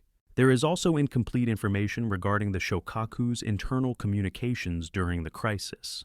Damage to the ship's electrical systems likely disrupted the carrier's ability to coordinate evacuation efforts, relay orders, or manage damage control teams. Survivor accounts describe confusion during the final minutes before the order to abandon ship. Yet the ship's last internal communications logs were lost, with the vessel preventing a full reconstruction of how the carrier's command staff attempted to respond to the cascading damage. Whether specific orders were issued that did not reach their intended recipients cannot be determined definitively. A further uncertainty involves the exact number of casualties. Japanese records list an estimated loss of over 1,000 personnel, but the full crew roster at the time of sinking is not preserved completely. Personnel movements during air operations, pilots, airborne mechanics stationed throughout multiple deck levels, and support crews reassigned temporarily due to hangar conditions complicate attempts to determine precise casualty figures. Survivor reports indicate that some men were trapped below decks before evacuation orders reached them, while others perished in explosions that engulfed compartments almost immediately. The absence of a complete crew manifest limits historians' ability to verify total losses with absolute accuracy. Environmental factors introduce additional areas where knowledge remains incomplete. The behavior of sound waves in the Philippine Sea contributed to both the submarine's concealment and the difficulty destroyers faced in pinpointing its location. These acoustic conditions are documented in general terms through oceanographic records, yet the precise composition of temperature layers on the morning of 19th of June is unknowable. Such variables influence sonar effectiveness, torpedo performance, and even the distribution of debris following the sinking. Their influence can be analyzed in theoretical terms, but full certainty regarding their specific impact on the engagement remains beyond reach. Another enduring question concerns the extent to which American intelligence contributed directly to the submarine's encounter with the Shokaku. While it is clear that broader intelligence assessments shaped the overall positioning of submarines in the Philippine Sea, historians cannot determine with absolute certainty whether specific decoded messages pointed to the Shokaku's exact route. The timelines of message interception, decryption, and distribution are incomplete in surviving documents. As such, the degree to which intelligence precision as opposed to informed operational planning placed the Cavalla on an intercept course remains a matter of scholarly interpretation rather than established fact. Despite these uncertainties, the central elements of the event remain firmly documented. The Cavalla detected, tracked, and attacked a Japanese carrier. Torpedoes struck the Shokaku, causing severe structural damage and igniting internal fires. Secondary explosions followed, leading to the carrier's sinking. Destroyers counterattacked, but the submarine escaped. These core facts, supported by intersecting records from both sides, define the historical foundation upon which interpretations are built. Yet within this foundation, the limits of available evidence remind historians that wartime events often unfold in ways that elude complete reconstruction. The sinking of the Shokaku illustrates the interplay between certainty and ambiguity, a combination of well-documented actions and unresolved internal dynamics that reflect the fragmentary nature of evidence preserved from fast-moving naval engagements. The encounter between the USS Cavalla and the Shokaku unfolded as a contest of equipment doctrine and strategic necessity. Yet beneath these structural forces lay the experiences of the individuals who carried out the tasks assigned to them. Within the submarine and aboard the carrier, sailors, officers, and specialists confronted the demands of their environment with the training, discipline, and endurance that wartime service required. Their perspectives, shaped by routine danger and responsibility, formed the human dimension of an engagement often examined through the lens of technology and strategy. Inside the Cavalla, the crew operated in confined spaces that required constant coordination. Submarine duty imposed distinct pressures, limited personal space, prolonged silence, and an environment where a single error could lead to detection and destruction. Daily life consisted of cycles of watch rotation, equipment checks, and maintenance tasks. Crew members slept in narrow bunks, shared limited facilities, and navigated between compartments crowded with pipes, cables, machinery, and ammunition. The routine seldom varied yet. Within its predictability lay an unspoken understanding that any moment could shift abruptly into life-threatening action. During the approach to the Japanese fleet, the crew experienced a gradual increase in tension. Sonar operators remained at their stations for extended periods, listening for patterns that indicated propulsion systems of large warships. Their task required concentration rather than intuition. The sounds that reached them through the hull carried information essential for tracking the formation, the rhythm of rotating screws, the variations in frequency as ships altered speed, and the layered acoustic signatures created by multiple vessels operating as a cohesive group. Sonar operators reported their assessments calmly aware that imprecision could distort the submarine's understanding of range and bearing. In the control room, the submarine's officers processed these reports while managing navigation and depth control. Their actions reflected training developed through repetitive drills, maintaining depth below periscope level, adjusting ballast to remain stable, and interpreting the geometry of movement between submarine and target. Even minor decisions in order to hold depth, a correction of a few degrees in course, carried consequences that could influence the attack's feasibility. Officers worked under minimal lighting to preserve night-adapted vision and avoid casting shadows that could be detected through the periscope. The torpedo crew represented another critical human component of the submarine's operation. Stationed in the forward compartment, they prepared the weapons that would ultimately determine the outcome of the attack. Loading torpedoes required precise mechanical coordination with each team member responsible for specific actions, checking gyro settings, inspecting piston mechanisms, securing warheads, and ensuring that electrical components were functioning. Torpedo men performed these tasks in a compartment crowded with equipment, aware that any irregularity could result in a misfire or premature detonation. Their work emphasized methodical adherence to procedure rather than improvisation. During these preparations, communication moved through the submarine in brief, deliberate exchanges. Silence was not only a matter of stealth, but also a means of maintaining focus. Each department understood its role without requiring extended explanation. The crew's calm demeanor reflected the culture of submarine service, where composure under pressure was as vital as technical competence. Yet beneath this outward discipline, individuals were aware of the risks ahead. Submarines that attacked large formations frequently faced aggressive countermeasures. The crew anticipated depth charges following any strike, a threat that every submariner accepted as a routine aspect of combat patrols. Aboard the Shokaku, the human experiences differed, but were shaped by pressures equally significant. The carrier's crew operated within a far larger structure, one that required coordination between pilots, mechanics deck, crews, damage control teams, and navigational personnel. The pace aboard the carrier was dictated by air operations. During the morning hours of 19th of June, pilots prepared for additional sorties, while maintenance crews refueled and armed aircraft. These tasks were performed under tight timelines, with crews working on open decks exposed to heat and wind. The ship's internal compartments were crowded with fuel lines, bomb racks, and machinery, reflecting both the carrier's complexity and the labor required to sustain air operations. Pilots returning from earlier engagements carried the fatigue of combat flights. Their aircraft often showed signs of damage, and many pilots had flown beyond expected ranges due to navigation challenges or extended engagements with American fighters. Upon landing, they delivered brief accounts of their missions, relaying information about American formations, anti-aircraft fire, and losses within their own units. These accounts, though, delivered quickly shaped the carrier's internal assessments of the evolving battle. Damage control teams aboard the Shokaku maintained constant readiness. Their duties involved inspecting compartments, checking for fuel leaks, testing pumps, and ensuring that fire curtain systems were operational. They also supervised the movement of ordnance and fuel tasks, complicated by the pressures of rapid air operations. Firefighting equipment, including hoses, tanks, and extinguishers, was positioned strategically throughout the ship. Crew members trained regularly in containment techniques, yet the speed with which fires could spread across hangar decks, especially when fueled by aviation gasoline, remained a source of concern. When the first torpedo struck the Shokaku, these carefully structured routines were disrupted instantly. Those stationed on lower decks experienced the impact as a violent shudder that reverberated through the hull. Many were thrown off balance, and emergency lighting flickered as electrical systems absorbed the shock.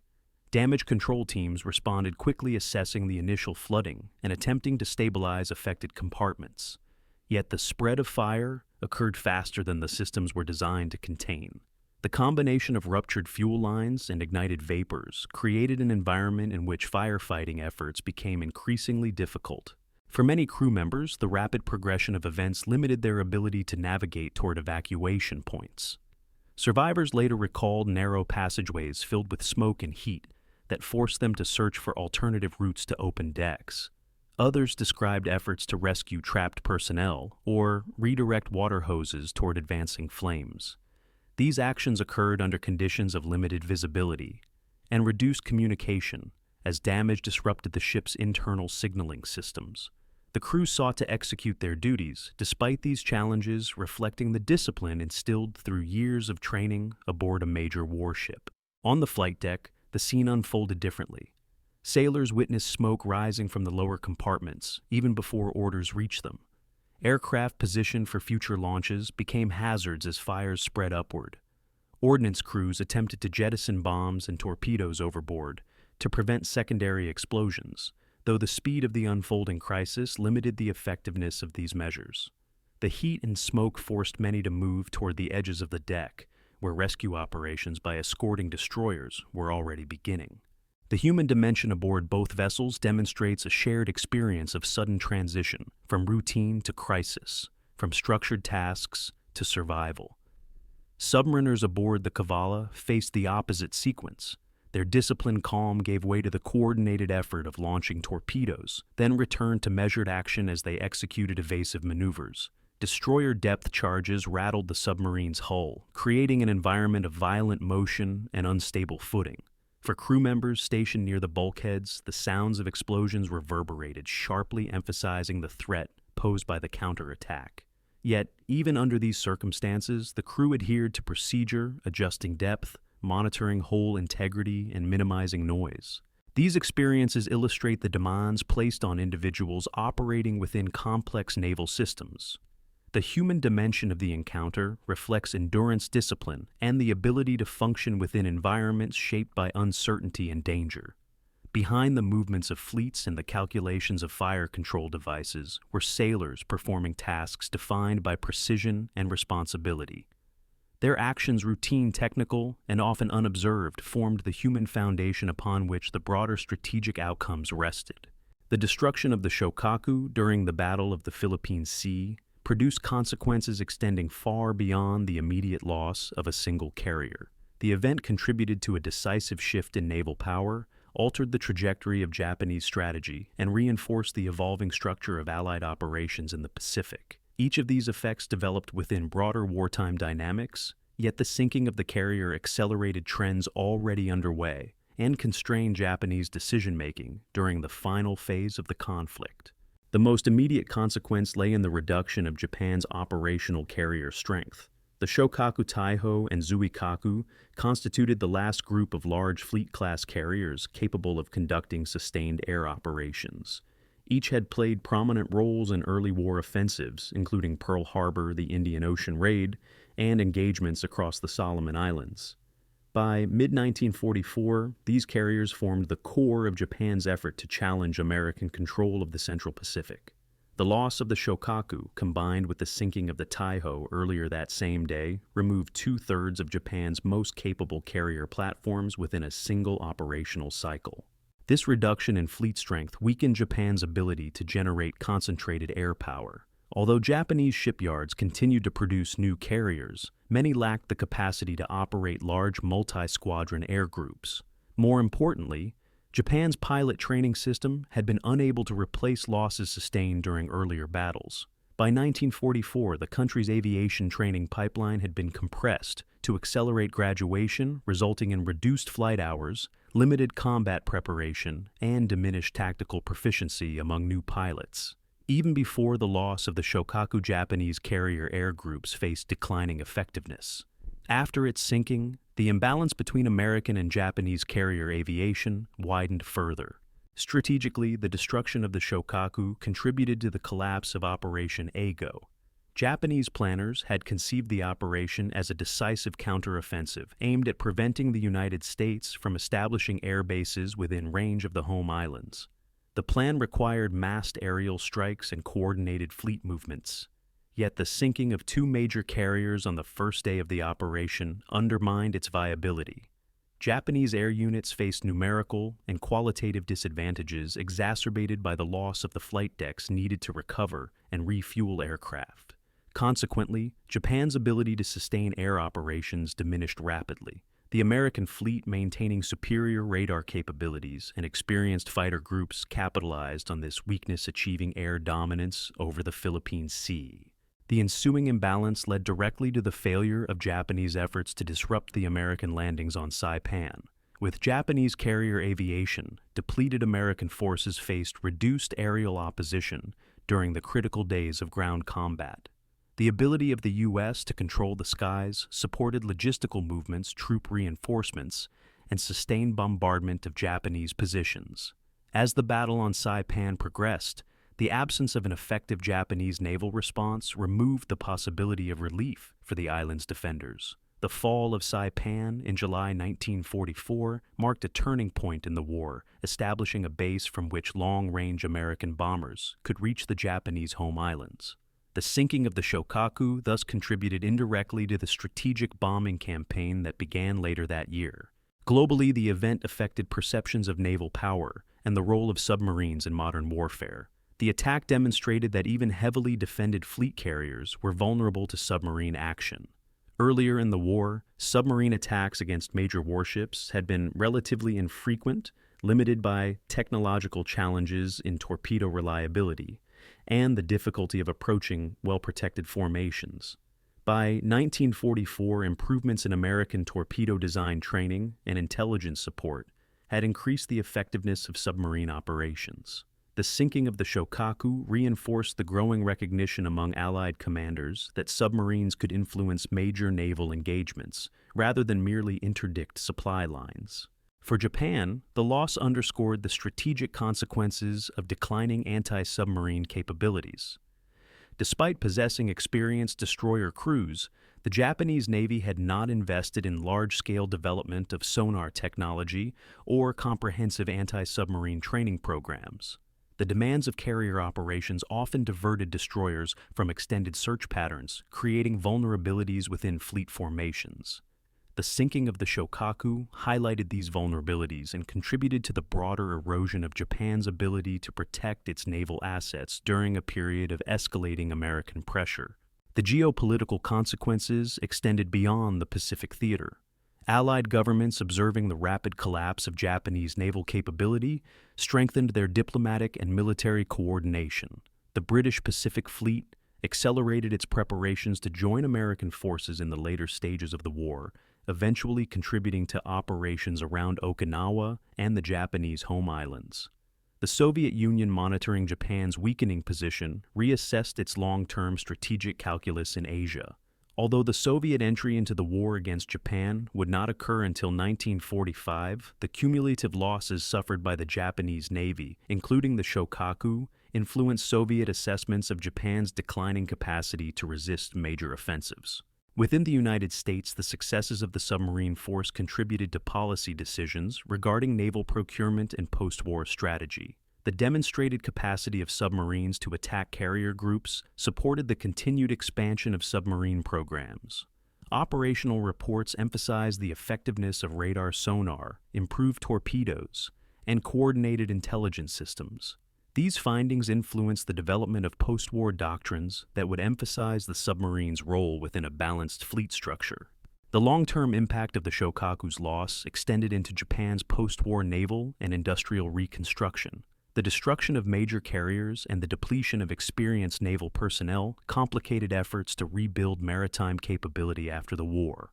Post-war Japanese defense planning shifted towards smaller, defensive-oriented naval platforms, influenced in part by the wartime realization that large carriers were vulnerable within contested environments dominated by submarines and massed air power. Finally, the sinking of the Shokaku contributed to the historical understanding of the Battle of the Philippine Sea as a decisive turning point. The loss of two major carriers in a single day reflected the accelerating imbalance in industrial capacity technology and pilot training between Japan and the United States. This imbalance would continue to widen over the remaining months of the war, shaping the course of subsequent operations across the Western Pacific. The event thus stands as more than a tactical success by a single submarine. It represents a moment in which the trajectory of naval warfare shifted decisively against Japan. The loss of the Shokaku, occurring within the broader collapse of Japanese carrier aviation, contributed to strategic outcomes that reshaped the Pacific theater and influenced global war dynamics during the final year of the conflict. The sinking of the Shokaku by the USS Cavalla offers a concentrated lens through which to examine the enduring lessons of naval warfare in the mid-20th century. While the event was shaped by its historical context, the principles it illustrates regarding intelligence, doctrine, technology, command decisions, and human factors continue to inform the study of maritime conflict. These lessons reflect not only what occurred in June 1944, but also how navies adapted their understanding of fleet operations, submarine tactics, and strategic planning in the years that followed. One of the clearest lessons concerns the primacy of intelligence in shaping operational outcomes. The Cavalla's presence along the route of the first mobile fleet was not the product of isolated chance. It reflected months of code-breaking reconnaissance and analytical work that allowed the United States Navy to estimate Japanese responses to the Saipan invasion. Although the submarine did not receive detailed intelligence updates during its submerged approach, its patrol assignment was informed by assessments of where Japanese carriers were likely to operate. This framework highlights the importance of integrating intelligence with fleet planning, a principle that remains central to modern naval operations. Another enduring lesson lies in the importance of doctrine. American submarine tactics had evolved significantly since the early months of the war, shaped by both success and failure. The Cavalla's disciplined use of silent running, sonar tracking periscope observation, and coordinated torpedo spread reflected a mature doctrine refined through experience. By contrast, Japanese doctrine emphasized carrier air power and surface action groups, often at the expense of sustained anti-submarine development. The sinking of the Shokaku illustrated how doctrinal priorities can create vulnerabilities when operational demands shift. It demonstrated that balanced doctrine incorporating offensive capability, defensive readiness, and flexibility is essential for a fleet operating in contested waters. Technological development forms a third major area of enduring insight. The tools that enabled the Cavalla to conduct its attack, reliable torpedoes, effective sonar, and the torpedo data computer represented years of cumulative improvement. Early war issues with unreliable torpedoes had cost American submarines several opportunities to inflict damage on Japanese warships. By mid-1944, systematic reform and testing had produced more dependable weapons. The Cavalla's successful use of electric torpedoes demonstrated the value of continuous technological refinement and the necessity of adapting equipment to tactical requirements. This principle continues to guide modern naval procurement programs where reliability, integration, and adaptability remain critical. A further lesson emerges from the interaction between operational tempo and vulnerability. Japanese carriers required to maintain predictable courses for air operations, exposed themselves to submarine attack despite the presence of escort screens. This vulnerability was not the result of negligence but of competing operational priorities. Fleet carriers operating as nodes of complex aviation systems must balance maneuverability, defensive posture, and flight deck efficiency. The Shokaku's final mission demonstrates that even well-coordinated formations can be exposed when operational demands restrict freedom of movement. Modern naval forces continue to address this challenge, seeking solutions through improved sensors, anti-submarine aircraft, and networked defensive systems. Command decision-making also provides an enduring area of study. Decisions on both sides influenced the engagement long before the torpedoes were fired. American commanders placed submarines strategically, while the Cavalla's captain made calculated choices regarding depth, speed, and firing position. Japanese commanders, for their part, adhered to operational plans that prioritized air operations, reflecting the strategic imperatives of Operation AGO. These decisions were logical within their respective frameworks, yet their consequences converged in ways that favored the submarine. The event underscores the importance of adaptive decision-making under uncertainty and the necessity of understanding how operational plans intersect with environmental variables and adversary behavior. The human element forms another critical lesson. The discipline shown by the Cavalla's crew, sonar operators who maintained concentration through long hours, torpedo men who prepared weapons meticulously, and officers who interpreted incomplete information demonstrated the essential role of training and cohesion aboard the Shokaku. Sailors confronted the sudden transition from routine to crisis with professionalism, attempting to contain damage under increasingly untenable conditions. Their experiences highlight the importance of readiness, communication, and leadership across all levels of a naval organization. Technology and doctrine shape outcomes, but the effectiveness of both depends on the actions of individuals operating within them. Strategically, the event illustrates the declining feasibility of decisive fleet engagements in the traditional sense. The first mobile fleet entered the Philippine Sea with the intention of confronting the American fast carriers in a large-scale battle reminiscent of earlier naval doctrines. Yet, the presence of submarines, the influence of long-range aviation, and the integration of intelligence systems undermined the predictability of such engagements. The sinking of the Shokaku contributed to a broader shift in naval strategy, emphasizing distributed operations, combined arms coordination, and the role of undersea warfare in shaping the battle space. Modern navies continue to operate within this framework, recognizing that fleet engagements now occur within environments defined by surveillance networks, missile systems, and multi-domain integration. The event also reinforces the lesson that industrial capacity shapes strategic outcomes. The loss of the Shokaku would have been significant under any circumstances, but Japan's inability to replace major carriers magnified its impact. American industrial output, in contrast, allowed for the rapid construction and deployment of additional carriers, submarines, and aircraft. As a result, the loss of a single Japanese carrier altered the strategic balance more than the loss of multiple American vessels might have. This asymmetry underscores how industrial resilience influences endurance in prolonged conflicts, a lesson that continues to inform national defense planning. Finally, the sinking of the Shokaku highlights the interconnectedness of tactical success and strategic effect. The Cavalla operated autonomously during the engagement, yet its actions produced consequences that reached far into the broader Pacific conflict. The destruction of a major carrier reduced Japan's ability to contest control of the Marianas, influenced the outcome of the Philippine Sea battle, and accelerated the erosion of Japanese naval power. This sequence demonstrates how actions by individual platforms can have disproportionate effects when aligned with broader strategic conditions. These lessons endure because they emerged from conditions that tested every component of naval warfare technology, doctrine, intelligence, human endurance, and strategic intent. The sinking of the Shokaku exemplifies the complexities of maritime conflict and remains a case study in how undersea warfare intersects with fleet operations to shape historical outcomes. Its relevance persists not only as a historical event, but as a reference point for understanding the evolving challenges and demands of naval strategy. The conclusion of the engagement between the USS Cavalla and the Shokaku unfolded with a combination of restraint, discipline, and procedural adherence that reflected the character of submarine operations in the Pacific War.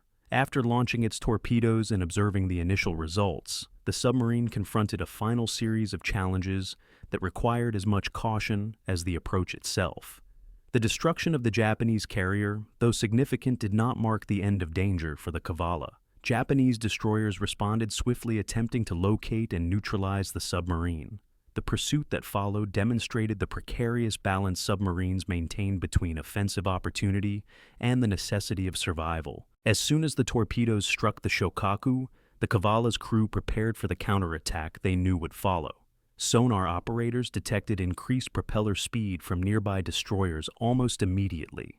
The hydrophones transmitted the rhythmic sounds of vessels altering course, closing in on the submarine's estimated location.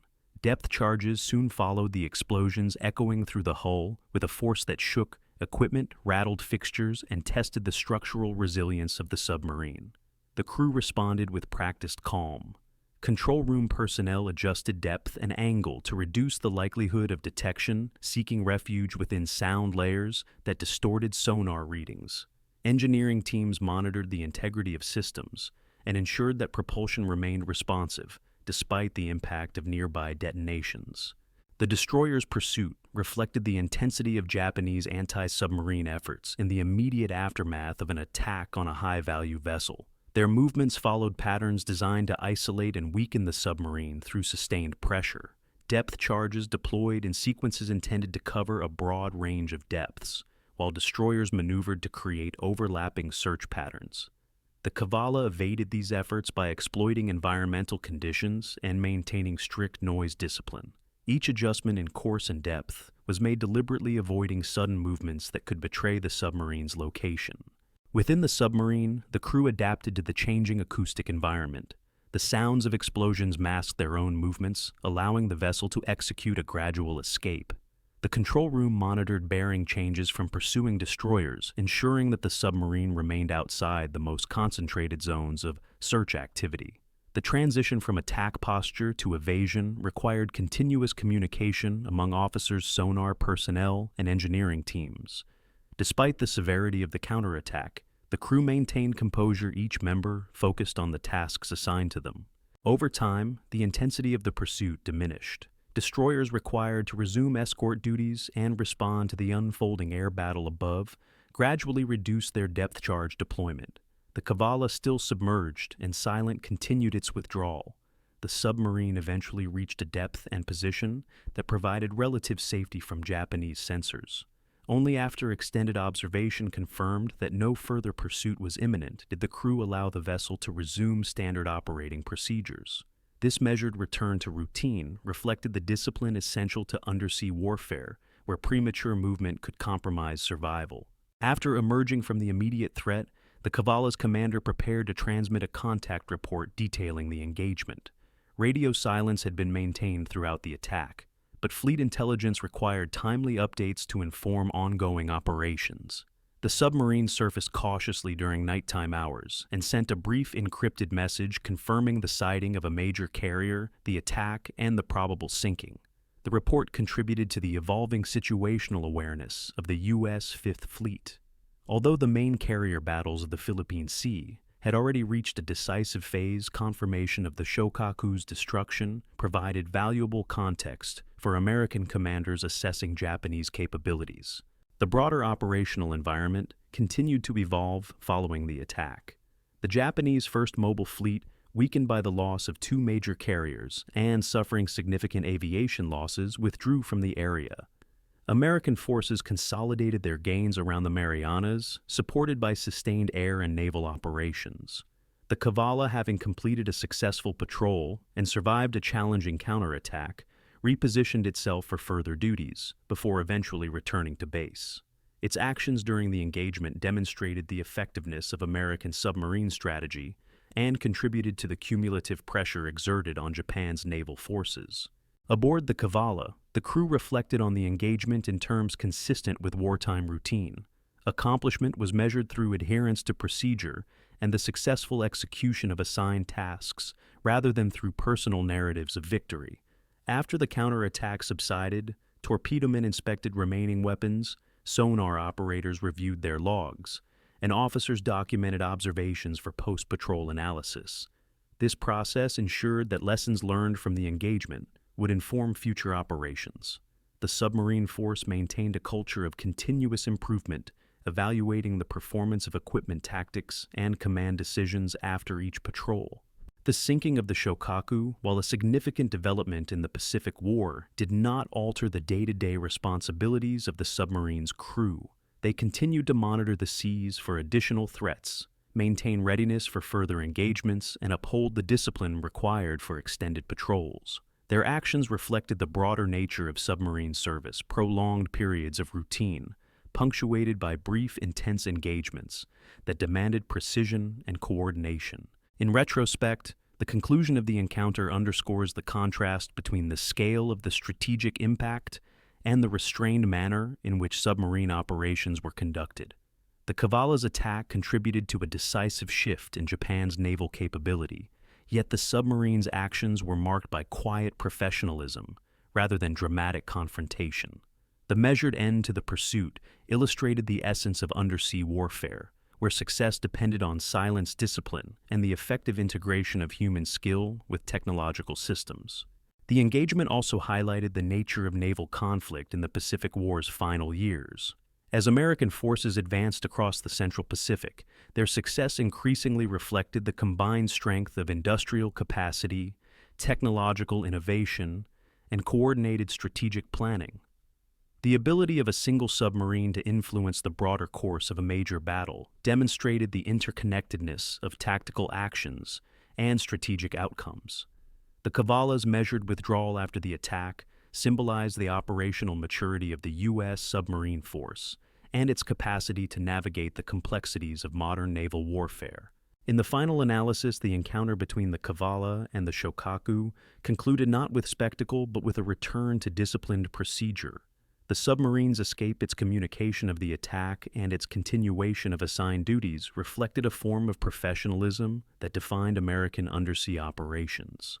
The measured end to the pursuit served as a reminder that significant historical events often unfold within environments shaped not by dramatic displays, but by the steady application of practiced skill and coordinated effort. The crew's actions, consistent with the routines of submarine warfare, ensured that the Cavalla remained an effective asset in the broader campaign across the Pacific. The events surrounding the sinking of the Shokaku encapsulate a moment in the Pacific War when the convergence of intelligence, tactical precision, and operational momentum shaped the outcome of a major naval engagement.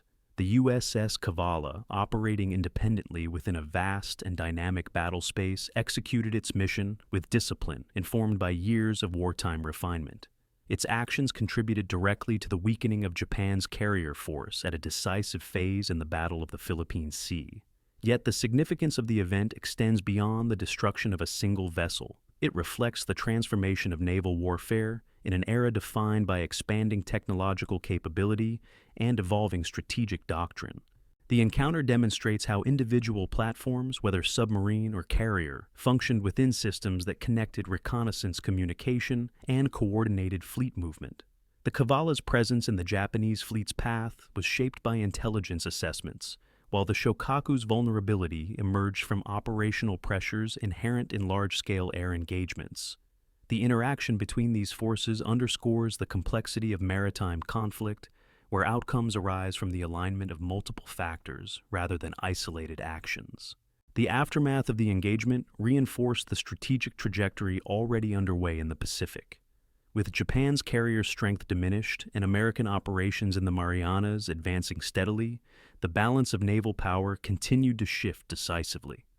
The Cavalla's patrol became part of a broader pattern of coordinated Allied pressure that ultimately contributed to the end of the war. Viewed within this context, the sinking of the Shokaku stands as both a tactical success and a reflection of the larger currents shaping the conflict. Its legacy endures in the study of naval history, offering insight into the demands of submarine warfare, the fragility of complex fleet systems, and the strategic consequences of engagements fought far from shore.